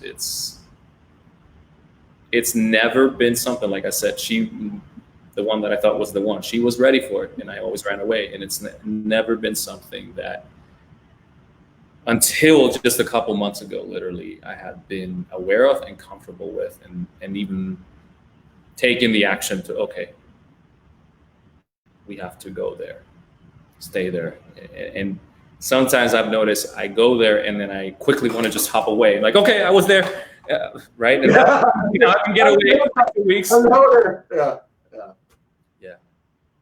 It's a learned skill. But man, it's beautiful. It's beautiful to see the side of you too, man, here. I know this. I feel so much better after crying. I do. I don't get to talk too much about the stuff with my kids. I don't get to talk about it. And so where I am now is a sense of joy. Man, I'm so fucking glad I said all that. God, I feel so much better. Yeah. I don't know. And maybe what I'm advocating isn't right. Maybe I'm wrong. Maybe everything is full of shit. It hasn't been my experience that it's full of shit, whether it's me or anyone that goes through the process that I teach. And I've seen other people describe the best feeling in the world is when you come clean, right? When you come clean, you're like, oh. And so I feel so much better. I didn't know. I know this. I had thought about sending you a message, like trying to control anything around my kids. Because I'm like, man, I have to respect them. I don't know where I am. Maybe we need to make that's the one thing off limits. I don't know. And I chose not to do it. I know this. I feel much better. That I feel proud of myself. And that's what I've learned. That's what comes on the other side of the shame and denial. Yep. You gain self-esteem when you can go, look, I'm a piece of shit with it. And I know you don't like it when I use those terms, and I don't think I'm a piece of shit, but to me, those kind of words are like cut right to it versus the flowery words. I know I'm not a piece of shit, but people can see that metaphor of a broken down person. It's hyperbole. It's like, ooh, I see that. And so when I can face that, what comes on the other side of, oh my God, I'm so not a piece of shit. I'm so beautiful when I accept that part of me. That's the only, you said it, I'm on a pursuit of joy. I had no joy in my life. This is the only way I ever feel joy. Do know that just because, even when I say, why do you use that word instead of saying this word? It's not because I'm saying you should use this word, right? Instead of saying that, use this. I'm actually just trying to understand you. I know most people, because of the positive thinking, talking movement, will hear that as shame. He really doesn't like himself. That's how they hear it, because anything negative about yourself is bad. Well, my life experience is different from working through the cycle and getting to the other side of it. Whether I'm a piece of shit or whether I'm a Jedi master, yoga, God, preacher, something omnipotent, there's no difference. They're both the same. And that's the reward of doing the work. This no longer has a negative connotation. See, you're always at war. One's good, one's bad. When they're both the same, you have peace. And so you may project onto me that I'm talking down about myself. Well, that's your own inability to accept those broken pieces of yourself. They're both the same because they're authentic.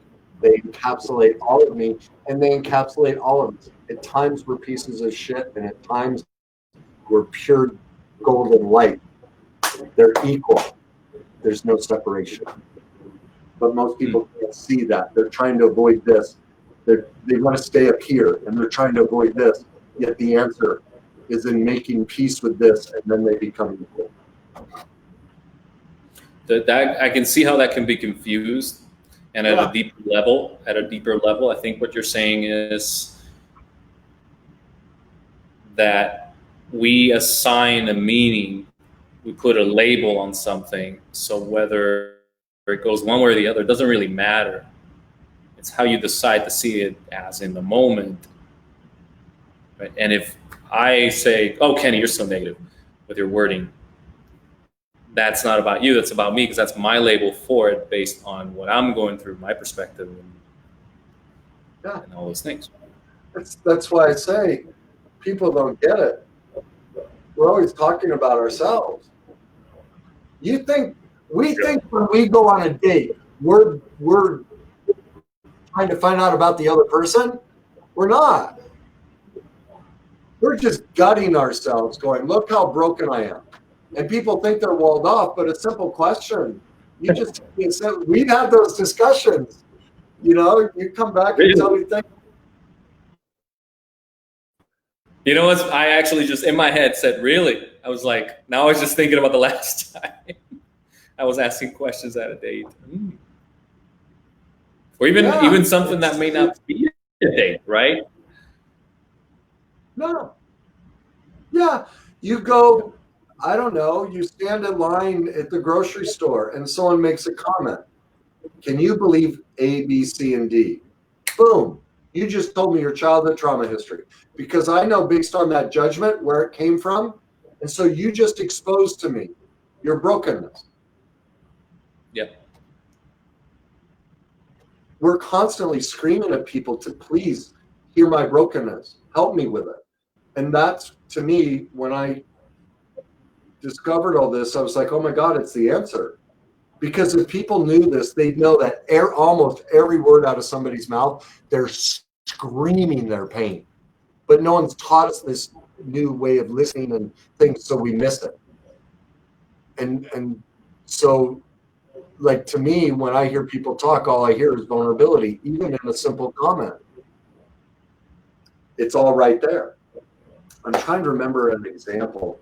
Somebody, I can't remember if it was you or someone else who was on a date, and just the other day, and I was like, oh my God. And it was this idle, I'm drawing a blank on it. It was just, I wish I could remember it, because it's one of those kind of sentences that everyone says and thinks nothing of. And it's like, oh my God, do you realize what all that means? And anyway, I don't remember it. I wonder if I can come up with one. Don't know.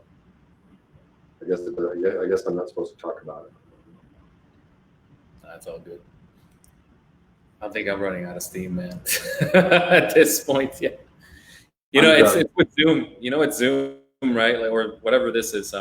When you're looking at the screen, you have to stay focused for so much.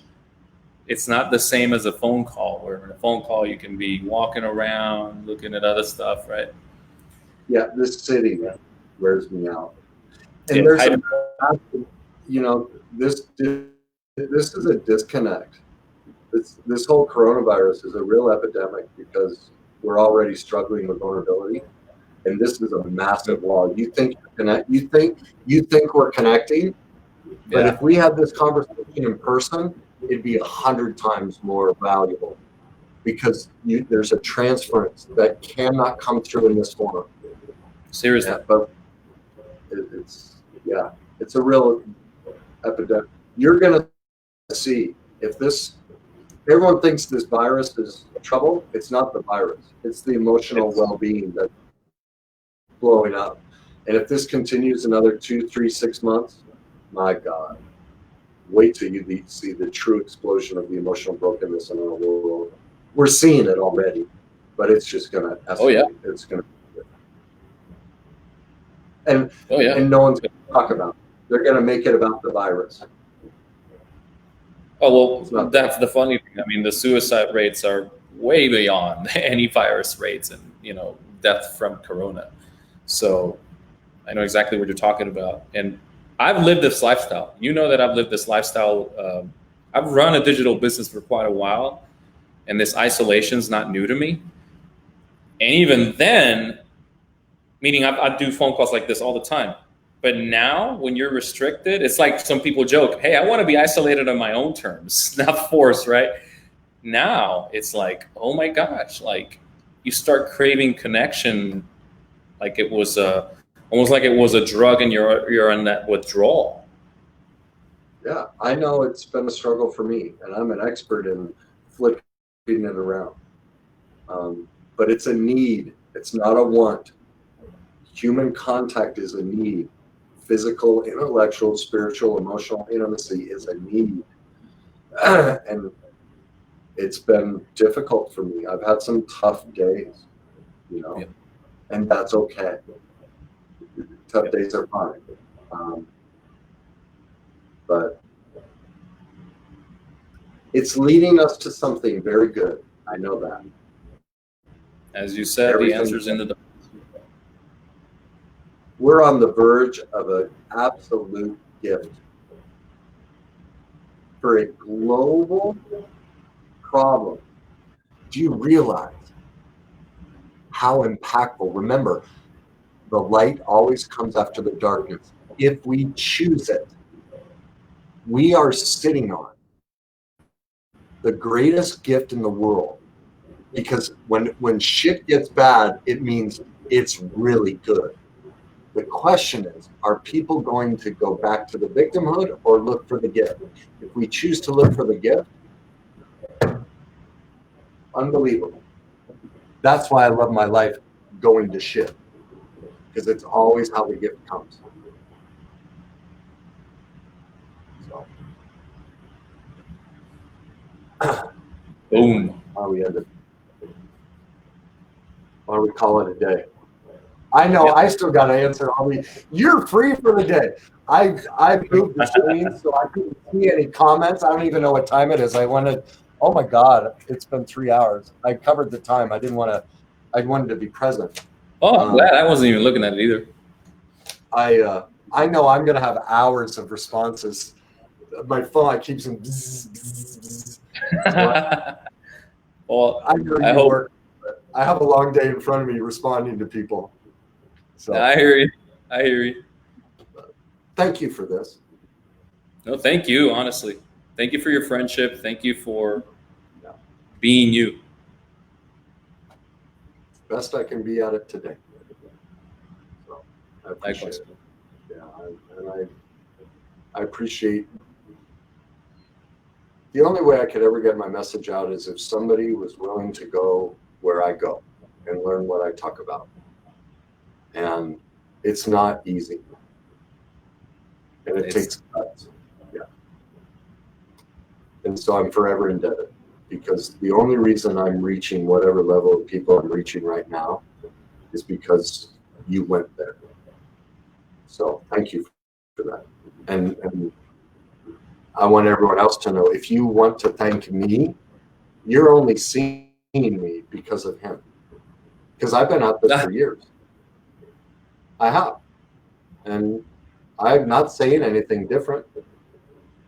The only reason it's being seen is because I didn't know. There's a whole gift to the way you present this, so people want to watch it. And that's his gift. So if you like me, like Dater. Because he's the only reason you're sitting. So, thank you for that. And I hope people keep you in mind if they appreciate what I do. You're not seeing me. It would not happen without him. So thank you for that. Thank you so much, Kenny. You're welcome. All right. You have a great day. All right, brother. You too. We'll talk later. Talk to you soon. All right. Bye-bye.